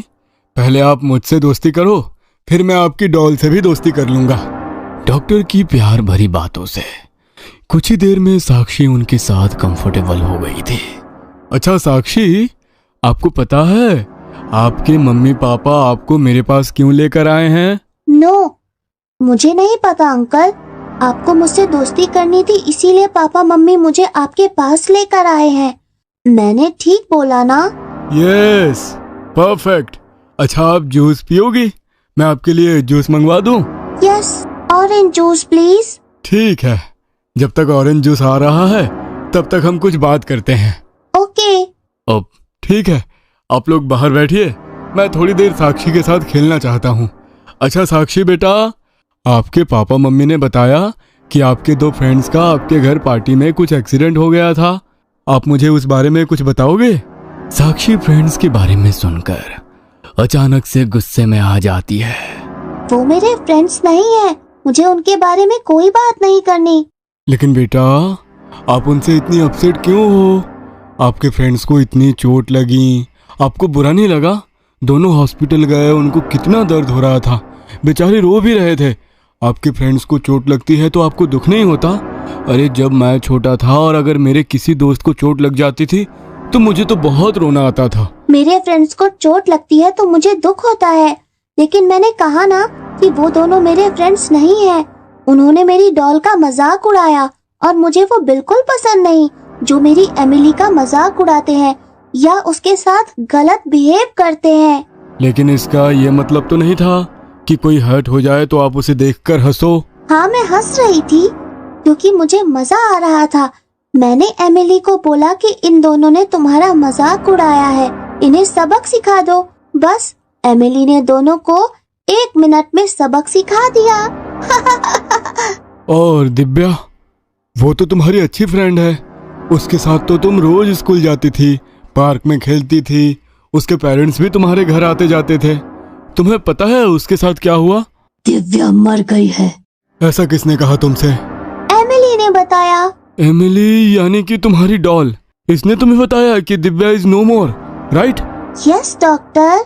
अच्छा एक बात बताओ, दिव्या जब झूले से गिरी थी तो उसको बहुत चोट लगी थी। पार्क के सारे बच्चे उसे देखकर रोने लगे, लेकिन तुम्हें हंसी क्यों आ रही थी? तुम्हें भी सैड फील हो रहा होगा ना उसके लिए? नहीं, मुझे सैड क्यों फील होगा? उसके साथ जो हुआ अच्छा हुआ। मैं और एमिली कितने प्यार से झूला झूल रहे थे, बहुत मजा आ रहा था हमें। हम ढेर सारी बातें कर रहे थे, लेकिन तभी वो दिव्या वहां आ गई और मेरी एमिली को झूले से उतरने के लिए कहने लगी। मैंने उसे समझाया कि वो कहीं और जाकर खेल ले, लेकिन वो नहीं मानी और उसने मेरी डॉल को झूले से उतारकर नीचे फेंक दिया। बहुत चोट आई मेरी एमिली को, और एक बार जब एमिली को गुस्सा आता है ना, तो फिर वो कुछ भी कर सकती है। बहुत हंस रही थी ना मेरी बेस्ट फ्रेंड पर, इसीलिए एमिली ने हमेशा के लिए शांत कर दिया दिव्या को। अच्छा बेटा, ये तो तुम्हारे दोस्तों की बात हुई। क्या फैमिली में ऐसा कोई है जिससे तुम्हें प्रॉब्लम हो? मम्मी पापा, दादा दादी, चाचू, जिसे देखकर आपको गुस्सा आता हो या जिसे एमिली पसंद ना करती हो? नो, फैमिली में मुझे किसी से प्रॉब्लम नहीं है। बस मम्मा मेरी बात नहीं सुनती, इसीलिए मुझे कभी कभी गुस्सा आता है। कभी कभी एमिली भी मम्मा से नाराज हो जाती है। लेकिन मम्मा पर गुस्सा करना तो गलत बात है ना बेटा। वो आपसे कितना प्यार करती हैं, आपको उनके बारे में ऐसा नहीं सोचना चाहिए। वैसे तुम्हारी मम्मी बता रही थी कि पहले तुम इतना गुस्सा नहीं करती थी, बहुत स्वीट थी, सबके साथ खुश रहती थी, फिर अचानक इतना गुस्सा क्यों आने लगा तुम्हें? अच्छा बेटा, एक सीक्रेट पूछूं तुमसे, क्या दिव्या और उन दोनों बच्चों को तुमने ही धक्का दिया था? हो सकता है गुस्से में तुम्हारा मन किया हो कि तुम उन्हें धकेल दो। आई प्रॉमिस किसी को नहीं बताऊंगा। डॉक्टर के इस सवाल को सुनकर साक्षी कोई जवाब नहीं देती, बल्कि एकटक अपनी गुड़िया को देखने लगती है। ओके बेटा, नो प्रॉब्लम, आप बाहर जाकर अपना जूस पियो, मैं थोड़ी देर में आपके मम्मी पापा से बात करूंगा, फिर आप जा सकते हो। साक्षी बाहर चली गई थी। डॉक्टर साहब, कुछ समझ में आया कि क्या हुआ है साक्षी को? अचानक से ऐसी हरकतें क्यों कर रही है? देखिए, मुझे ये समझ में आ रहा है कि कहीं ना कहीं उसे फैमिली से अटेंशन कम मिल रहा है और उसने अपनी डॉल को अपना फ्रेंड, अपनी पूरी दुनिया समझ ली है। अब जो भी उसकी डॉल को चोट पहुंचाने की या उसके बारे में कुछ भी ऐसी वैसी बातें करता है तो साक्षी के लिए वो उसका सबसे बड़ा दुश्मन बन जाता है। आप लोग उसके साथ प्यार से ही पेश आइए और कोशिश करिए कि वो किसी से नाराज ना हो पाए। ये कैसी बातें कर रहे हैं आप? इतनी बड़ी फैमिली है हमारी, हमारे पूरे परिवार का ध्यान हर समय उसी के ऊपर रहता है। दादा दादी, मम्मी पापा, चाचा, सबका प्यार मिल रहा है उसे, फिर भी वो एक डॉल को अपनी दुनिया समझ रही है। ये बात मेरी समझ से बिल्कुल बाहर है। मैं आज ही उसकी डॉल को छीनकर उससे दूर फेंक दूंगा। सारी मुसीबत की जड़ ये गुड़िया ही है। नहीं, ऐसी गलती मत करना, वरना वो आपको भी अपना दुश्मन समझने लगेगी। मुझे तो इस बात पर भी डाउट है कि आपकी बेटी ने ही उन सारे बच्चों को चोट पहुंचाने की कोशिश की है। साफ शब्दों में कहूं तो आपकी बेटी साक्षी ने ही उन बच्चों के ऊपर जानलेवा हमला किया, बट मैं अभी श्योर नहीं हूं, इसलिए कुछ कह नहीं रहा हूं। कहीं ऐसा ना हो कि उसकी डॉल को उससे अलग करने के बाद एक बार फिर साक्षी उसी रूप में चली जाए और आप लोगों को चोट पहुंचाने की कोशिश करे। आप एक बार सोच कर देखिए, ये सब कहाँ जा रहा है? साक्षी के गुस्से और इनसिक्योरिटी की वजह से एक बच्चे की जान चली गई है। अगर पुलिस तक ये बात जाएगी तो साक्षी का पूरा बचपन क्रिमिनल की तरह बीतेगा। हमें बहुत सोच समझकर और सावधानी के साथ अपना अगला कदम लेना होगा। साक्षी जो दिखने में एक छोटी सी बच्ची है, लेकिन उसके आसपास जो घटनाएं हो रही है ना, वो बचपना समझकर इग्नोर करने लायक नहीं है। एक बच्चे की जान गई है, बाकी 2 बच्चों की भी जान जा सकती है, और आगे भी अगर उसकी इनसिक्योरिटी को ऐसे ही बल मिलता रहा तो ना जाने वो क्या कर दे। डॉक्टर की बात सुनकर रेवती जोर जोर से रोने लगती है। मेरी बेटी के साथ ये सब क्या हो रहा है? मैंने तो उसकी वजह से अपनी जॉब, करियर सब छोड़ दिया। पूरा दिन उसी के पास रहती हूँ। घर में सब कुछ उसकी पसंद से ही होता है। माना कि उसके पापा थोड़े बिजी रहते हैं, लेकिन हम सब तो हमेशा अवेलेबल होते हैं उसके पास। फिर उसके साथ ऐसा क्यों हुआ? सोच सोच के मेरे हाथ पैर ठंडे हो रहे हैं कि साक्षी ने दिव्या को झूले से धक्का दिया। ऐसा नहीं हो सकता। मेरी बेटी ऐसा कभी नहीं कर सकती। वो किसी की जान नहीं ले सकती। रिलैक्स मिसेस आडवाणी, मैं अभी आपको सिर्फ अपनी सोच बता रहा हूँ। मैंने आपसे कहा ना, आई एम नॉट श्योर। फिलहाल आप अपनी बेटी की रिकवरी पर ध्यान दीजिए। जो बीत गया है उसे हम चाहकर भी बदल नहीं सकते। मैं कुछ दवाइयाँ लिख रहा हूँ। दवाइयाँ तो अपना काम करेंगी ही, लेकिन आप लोगों को उसका बहुत खास ध्यान रखना है। घर का माहौल ऐसा बना दीजिए कि उसे अपनी डॉल की ज़रूरत ही ना पड़े। उसे फैमिली से प्यार मिलेगा तो डॉल की तरह अट्रैक्ट होगी ही नहीं, और जब एक बार उसका कनेक्शन डॉल से टूट जाएगा, फिर धीरे से आपको उस डॉल को साक्षी की ज़िंदगी से हमेशा के लिए दूर करना है। सब कुछ स्टेप बाय स्टेप होना चाहिए। अगर आप सबसे पहले उसकी डॉल को ही घर से निकाल कर बाहर फेंक देंगे तो वो और भी ज़्यादा ट्रॉमेटाइज्ड हो जाएगी। उसकी कंडीशन पहले से भी ज़्यादा ख़राब हो सकती है, या शायद वो उस कंडीशन में आ जाए कि दवाइयों से ठीक ही ना हो पाए। मानसिक बीमारियां दिखाई नहीं देती, लेकिन उसका असर बहुत बड़ा होता है मिस्टर आडवाणी, और कभी कभी वो इंसान के दिमाग को इरिवर्सिबल फेस में ले जाती है, जहां से लौट कर आने का रास्ता नहीं होता। डॉक्टर साहब, मेरी बेटी ठीक तो हो जाएगी ना? बिल्कुल ठीक हो जाएगी, बस आपको थोड़ा संयम से काम लेना होगा। साक्षी को लेकर राज और रेवती घर लौट आए थे। घर आकर उन्होंने अपने माता पिता और छोटे भाई विराज को भी डॉक्टर के साथ हुई सारी बातों के बारे में बता दिया था। तू बिल्कुल भी फिक्र मत कर रेवती, हम सब मिलकर अपनी साक्षी को खूब प्यार देंगे, बिल्कुल ठीक हो जाएगी वो। सभी लोगों ने साक्षी की रिकवरी के लिए कमर कस ली थी। घर में अब साक्षी की पसंद का खाना बनता, उसके लिए एक से बढ़कर एक खिलौनों का ढेर लगा दिया था राज ने। वहीं रेवती भी ज्यादा से ज्यादा समय साक्षी के साथ ही बिताने की कोशिश करती, ताकि उससे अकेलापन महसूस ना हो। लेकिन इतना सब करने के बाद भी साक्षी एक पल के लिए भी अपनी गुड़िया को खुद से दूर करने के लिए तैयार नहीं थी। वह हर पल अपनी डॉल एमिली को कसकर पकड़े रहती। सबके इतना लाड़ प्यार देने पर भी वो किसी तरह की बात नहीं करती।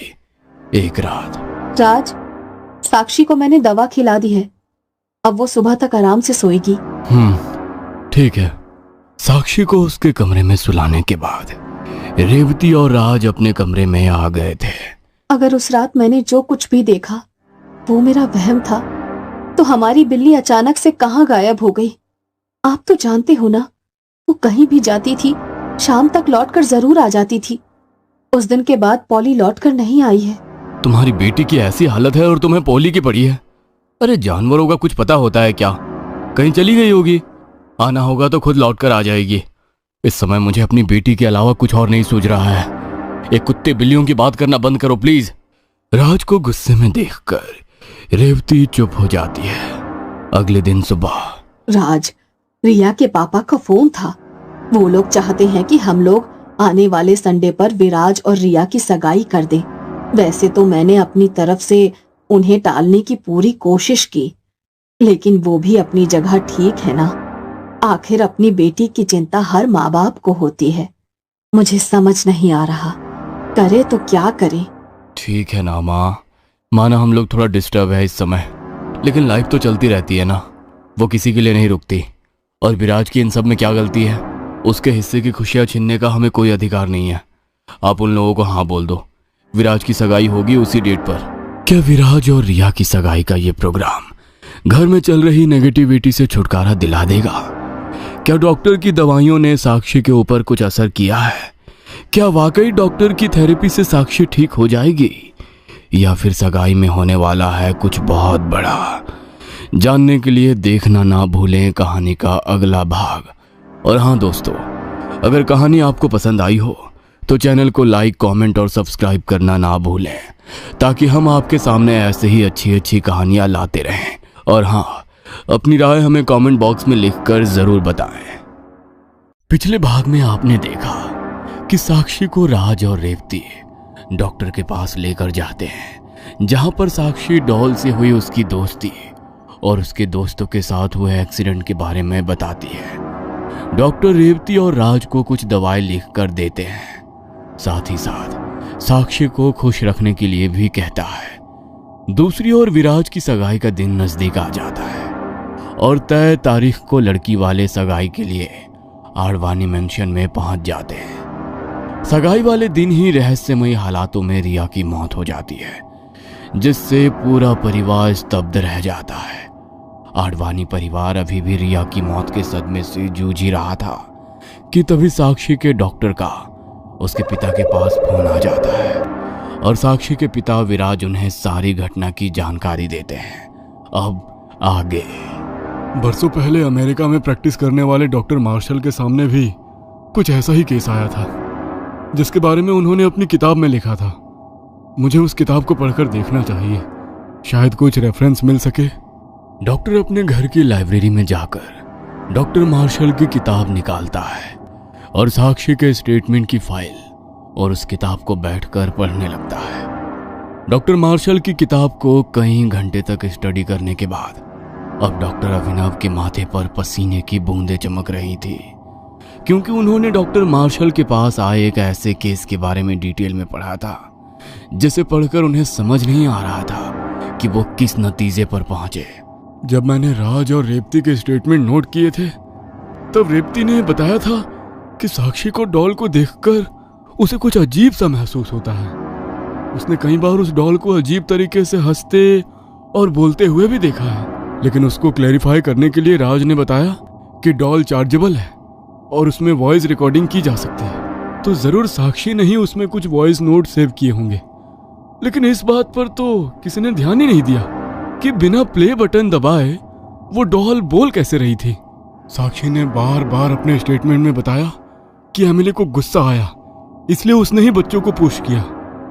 हम सबसे एक बहुत बड़ी गलती हुई है और वो ये कि हमने साक्षी के स्टेटमेंट को सीरियसली नहीं लिया।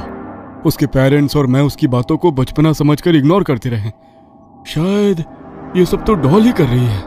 साइंस के पास इस बात का कोई एक्सप्लेनेशन तो नहीं है, लेकिन बीते 100 सालों में ऐसे 2-3 केस आए हैं जिसमें बच्चों को किसी डॉल ने पसेज कर लिया है।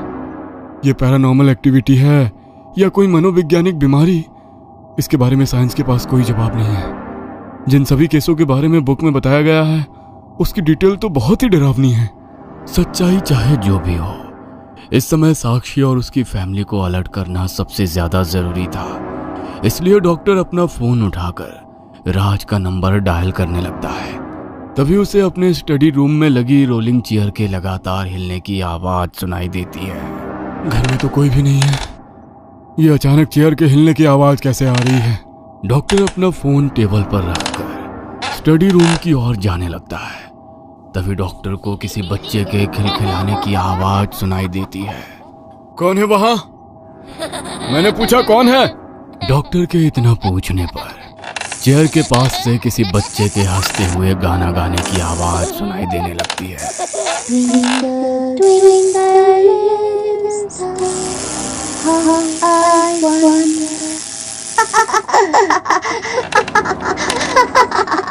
डॉक्टर तेज कदमों से चलते हुए चेयर के पास पहुंचता है, लेकिन कुर्सी बिल्कुल खाली दिखाई दे रही थी। ये कैसे हो सकता है? आवाज तो यहीं से आ रही थी ना। अगर यहाँ कोई नहीं है तो फिर कुर्सी अपने आप कैसे हिल सकती है? मैं पूछता हूँ, कौन है यहाँ? सामने क्यों नहीं आते?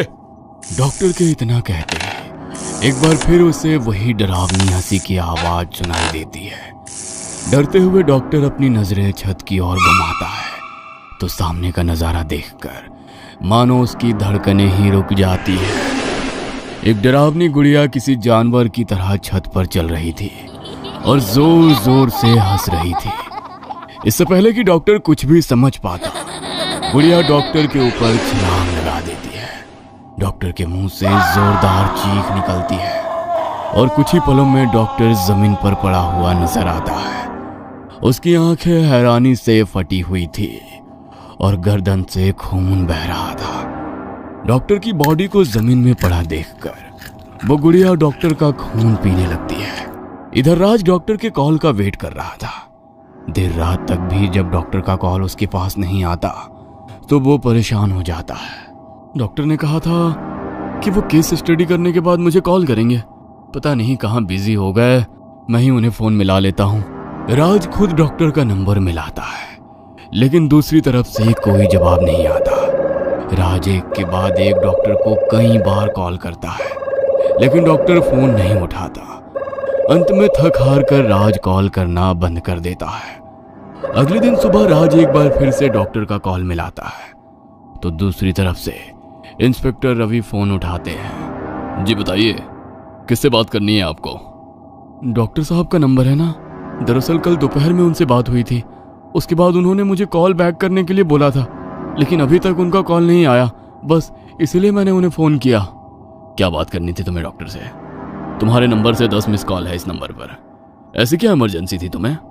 और इस फोन में भी तुम्हारा ही नंबर डायल किया हुआ था डॉक्टर ने। इसका मतलब जिस समय उनकी मौत हुई वो तुम्हें ही फोन करने जा रहे थे। मुझे तो ऐसा लगता है कि डॉक्टर की मौत का तुमसे जरूर कुछ ना कुछ संबंध है। क्या कहा आपने? डॉक्टर की मौत?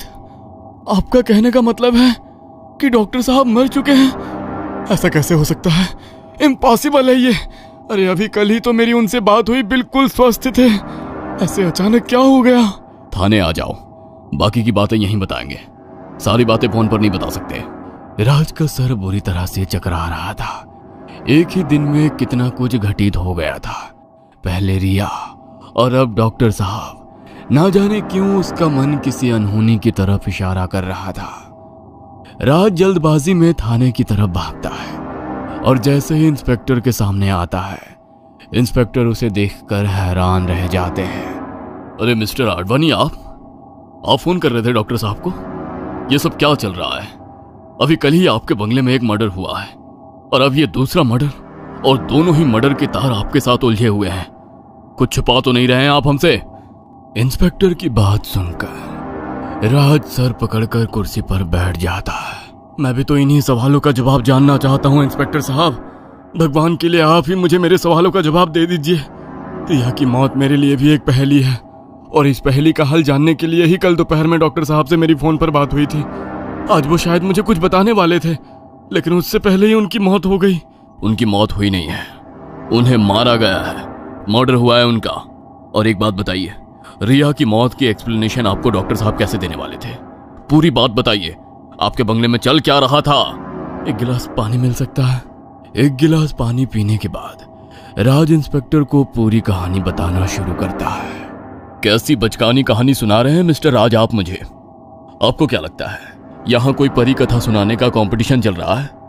आपके कहने का मतलब यह है कि आपकी बच्ची को कुछ दिन पहले एक गुड़िया मिली है। जब से वो गुड़िया आपके घर आई है, कुछ ना कुछ अजीब हो रहा है आपके घर में। देखिए, ऐसे केस पहले भी देखे हैं मैंने, जहां कातिल खुद को बहुत शातिर समझता है। ये ना तो आपकी बेटी का काम है, ना ही उस गुड़िया का।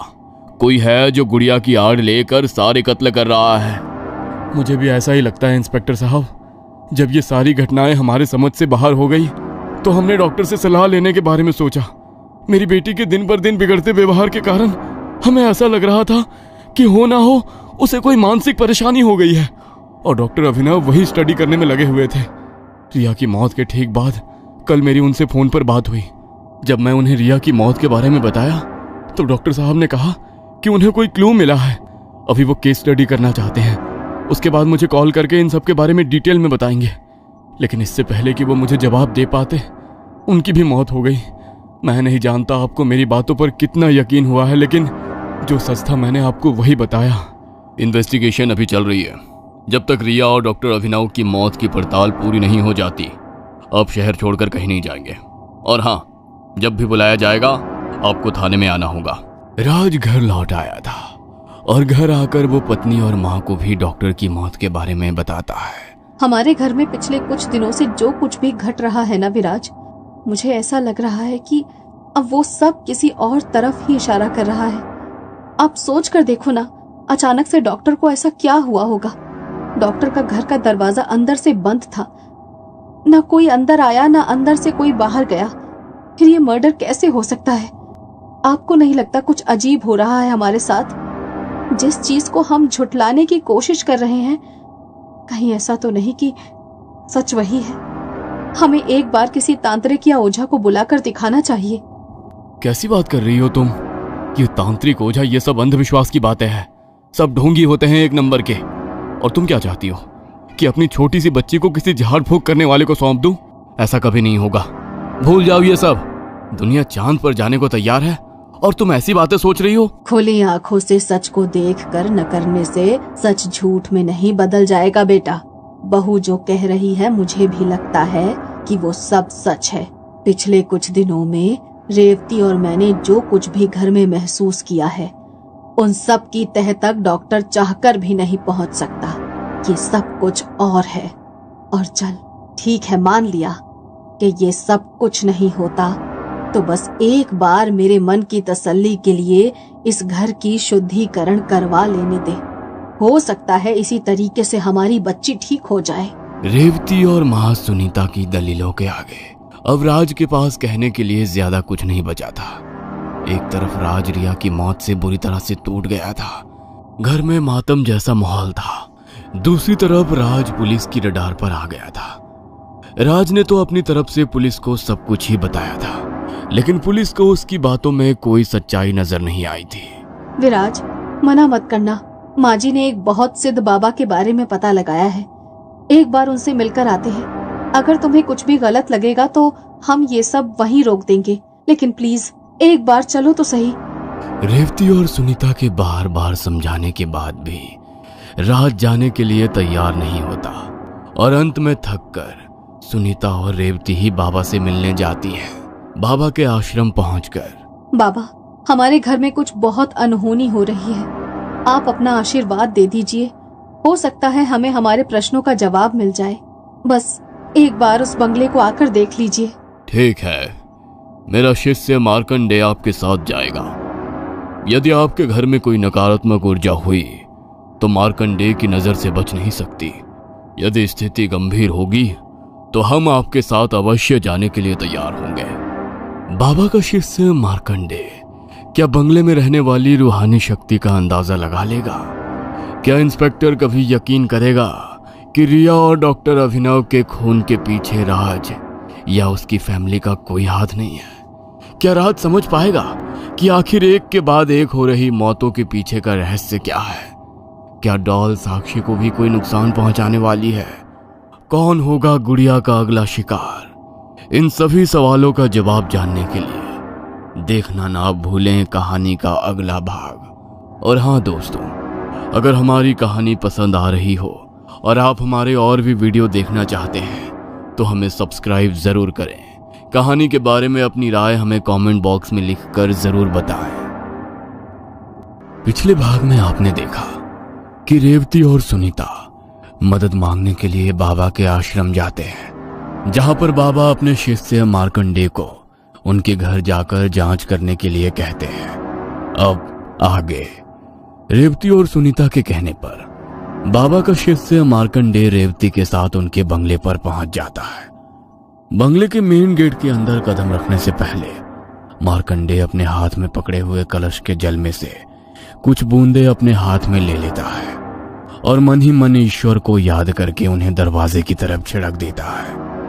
उसके बाद जैसे ही वो घर के अंदर कदम रखने के लिए पांव बढ़ाता है, मार्कंडेय को महसूस होता है जैसे कोई अदृश्य दीवार बीच में आकर उसे भीतर आने से रोक रही हो।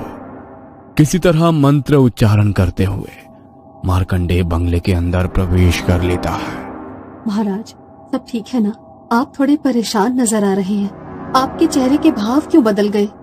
रेवती की बात का जवाब दिए बगैर मार्कंडेय लगातार बंगले में घूमकर कुछ तलाशने की कोशिश कर रहे थे। इधर कमरे में हमें कुछ शक्तिशाली ताकत का एहसास हो रहा है। क्या है वहाँ? वो तो मेरी पोती का कमरा है, चलिए मैं आपको दिखाती हूँ।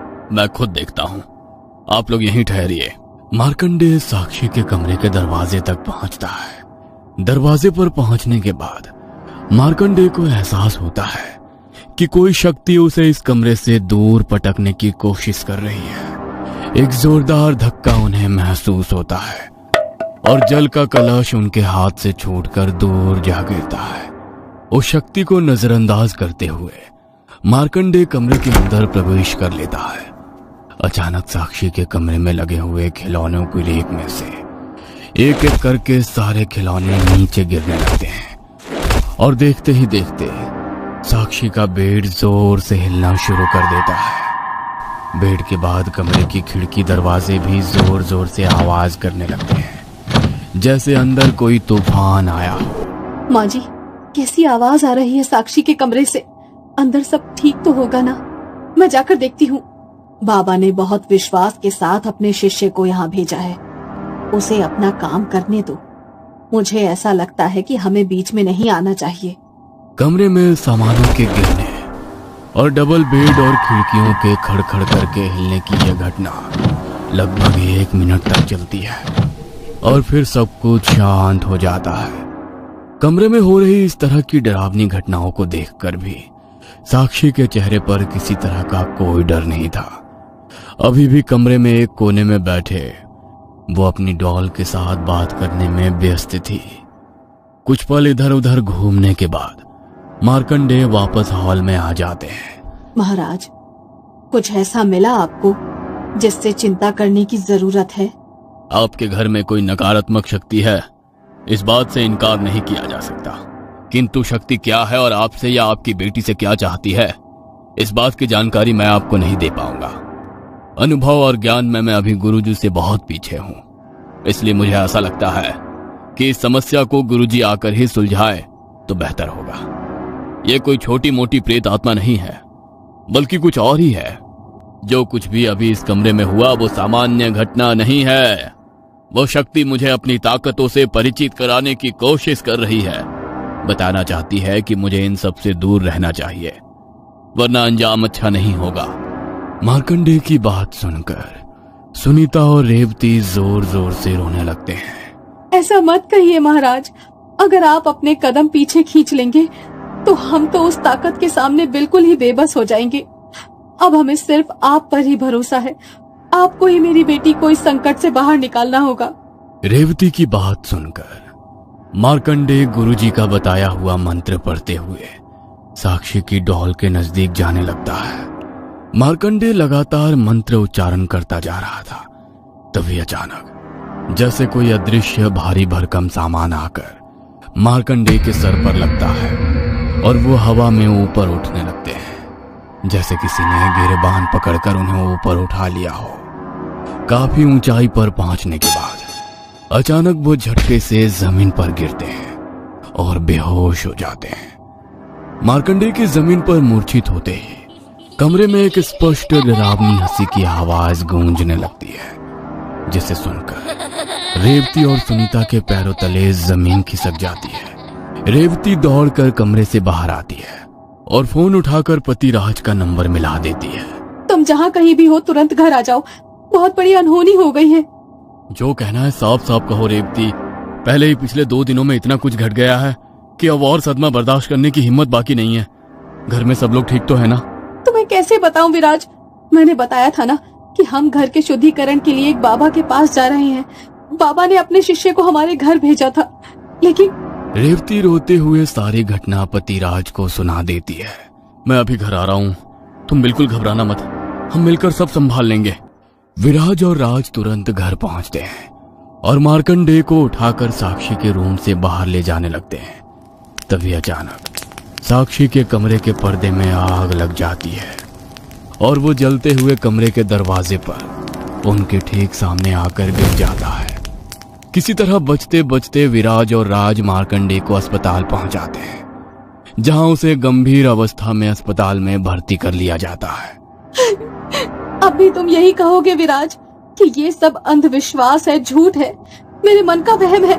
मैंने तुम्हें कितना समझाया था कि कुछ तो गड़बड़ हो रही है इस घर में, लेकिन किसी ने मेरी बात नहीं सुनी।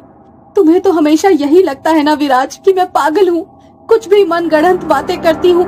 हमारी बच्ची उस शैतान के कब्जे में है। अब मैं क्या करूँ विराज, तुम ही बताओ मैं क्या करूँ। राज अपनी पत्नी रेवती से अस्पताल में खड़ा होकर बातें कर ही रहा था कि तभी इंस्पेक्टर का फोन उसके फोन पर आता है।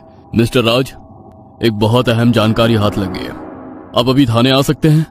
मैं अभी अस्पताल में हूँ सर, थोड़ा समय दे सकते हैं, फिर मैं आपको आकर बताता हूँ। रहने दो तुम, बस अस्पताल का एड्रेस मुझे भेज दो, मैं वहां आ रहा हूँ। कुछ देर में इंस्पेक्टर अस्पताल में पहुंच गया था। क्या बात है, क्या हुआ था आपके घर? पता नहीं आप हमारी बात पर यकीन करोगे या नहीं। हम बाबा को अपनी बेटी की जांच करने के लिए लेकर आए थे, लेकिन जैसे ही बाबा ने साक्षी के कमरे में कदम रखा, सब कुछ बहुत अजीब हो गया। कमरे की खिड़कियां, दरवाजे, बेड, सब कुछ ऐसे हिलने लगा जैसे कोई जलजला आ गया हो, और फिर अचानक ये हवा में ऊपर उठने लगे और फिर जमीन पे गिर पड़े। हम लोग किसी तरह उन्हें लेकर अस्पताल आए हैं। अब आप बताइए, आपके हाथ कौन सी अहम जानकारी लग गई? देखिए इंस्पेक्टर साहब, अगर आप मुझे कातिल साबित करने के लिए सबूत ढूंढने की कोशिश कर रहे हैं तो मैं ईमानदारी से बता रहा हूँ कि आपके हाथ निराशा ही लगेगी। अपनी जांच की दिशा सही तरफ मोड़िए, वरना आपका समय और ऊर्जा यूं ही खर्च होती रहेगी। अब आपको ये सब कहने की कोई जरूरत नहीं है। हमारे बहुत से सवालों के जवाब डॉक्टर की ये बुक और साक्षी की रिपोर्ट्स पर डॉक्टर के द्वारा लिखे हुए रिमार्क से समझ में आ रही है। जिस दिन डॉक्टर की मौत हुई वो शायद साक्षी के केस पर ही काम कर रहे थे। उनकी स्टडी टेबल पर कुछ बुक्स और साक्षी की फाइल खुली हुई मिली। जब कमरे की तलाशी हुई तब मेरी नजर रिपोर्ट्स और किताब पर पड़ी और मैंने उन्हें तसल्ली से स्टडी किया। डॉक्टर ने अपनी फाइल्स रिपोर्ट में कुछ पॉइंट्स मेंशन किए, जिसमें उन्होंने लिखा है कि उन्हें इस बात का डाउट है कि साक्षी जो कुछ भी कर रही है वो किसी मनोवैज्ञानिक बीमारी के कारण नहीं, बल्कि किसी थर्ड एंटिटी प्रभाव में आकर कर रही है। मेडिकल साइंस इस तरह की चीजों की पुष्टि नहीं करता, इसलिए उन्होंने कई बड़े बड़े डॉक्टर के रेफरेंस से प्रॉब्लम को समझने की कोशिश की और एंड में अपनी रिपोर्ट तैयार की। लेकिन अभी भी सवाल वही है कि आखिर डॉक्टर की हत्या किसने की और क्यों? जिस तरह से डॉल ने बाबा के शिष्य मार्कंडे पर हमला किया, वैसे ही ये भी हो सकता है ना कि उसी ने डॉक्टर के ऊपर हमला किया हो, जिसमें उनकी जान चली गई। मुझे यकीन नहीं हो रहा है कि इतने बड़े डॉक्टर वो इस तरह की बातों पर यकीन कर सकते हैं। अब तो आपको यकीन हो गया ना इंस्पेक्टर साहब कि मेरे पति या मेरे परिवार में से किसी का भी मर्डर में कोई इन्वॉल्वमेंट नहीं है। अगर किसी इंसान ने डॉक्टर को मारा होता तो सीसीटीवी कैमरा में घर के अंदर जाते हुए या वहाँ से बाहर निकलते हुए दिखाई जरूर देता, लेकिन ऐसी कौन सी अदृश्य शक्ति थी जो आई डॉक्टर का मर्डर किया और किसी को दिखाई भी नहीं दी? अब सिर्फ और सिर्फ बाबा अंजनी प्रसाद ही उनके प्रश्नों का जवाब दे सकते थे। अपनी बेटी की जीवन की रक्षा करने के लिए रेवती, सुनीता, विराज और राज सभी लोग मिलकर बाबा के आश्रम पहुंच जाते हैं और बाबा को बंगले में हुई सारी घटनाओं के बारे में जानकारी देते हैं। ठीक है, मैं अपनी तरफ से आपको इस शक्ति से छुटकारा दिलाने का पूरा प्रयास करूंगा, लेकिन अगर मेरा अंदेशा सही है तो ये सब कुछ यूं ही रुकेगा नहीं। लेकिन घबराओ नहीं, हर समस्या का कुछ ना कुछ समाधान होता ही है। सबसे पहले ये बताइए कि आप कब से इस बंगले में रह रहे हैं, और क्या इस बंगले में आने से पहले भी आपकी बेटी का व्यवहार ऐसा ही था? नहीं बाबा, अभी कुछ ही दिन पहले ये बंगला मैंने सस्ते दामों पर खरीदा और फिर पूरे परिवार के साथ यहाँ शिफ्ट हो गया। जिस दिन हम लोग बंगले में शिफ्ट हुए उसी दिन मेरी बेटी साक्षी को ये गुड़िया ना जाने कहां से मिल गई।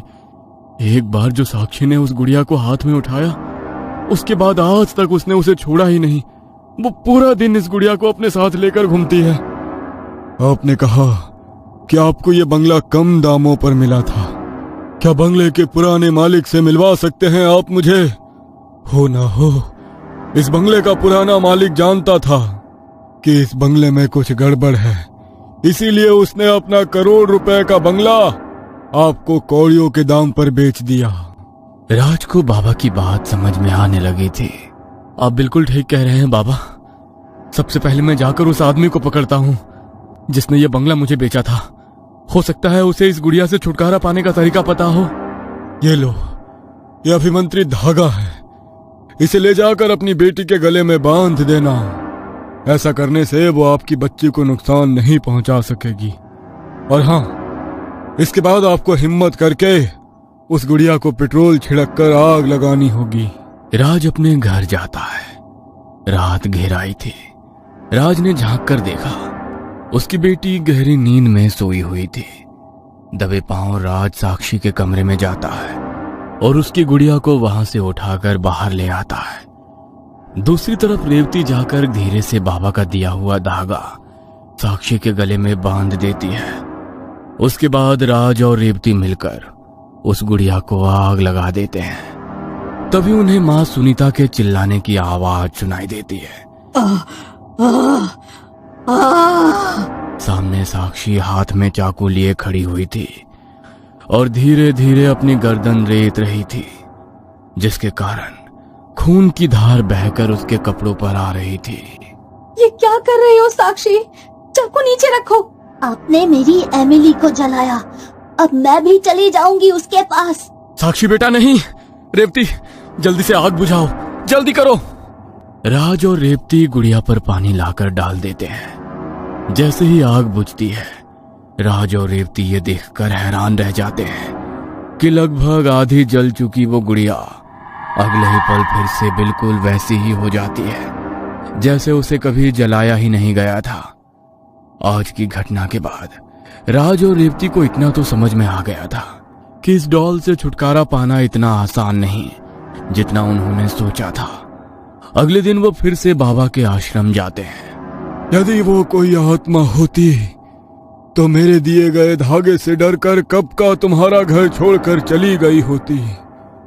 कोई आत्मा नहीं, शैतान है वो, और शैतान अपना ठिकाना छोड़कर कहीं नहीं जाते। अब चलिए, अब उस मकान के मालिक से ही इन सारे प्रश्नों का जवाब मिलेगा। आखिर ये सिलसिला कब तक चलता रहेगा? क्या बाबा आडवाणी परिवार को कभी इस गुड़िया से छुटकारा दिला पाएंगे? क्या कभी हो पाएगा इस शैतानी गुड़िया का अंत, या फिर अभी और जाने जाना बाकी है? क्या बंगले का पुराना मालिक कोई राज छुपा रहा है? जानने के लिए देखना ना भूलें कहानी का अंतिम भाग।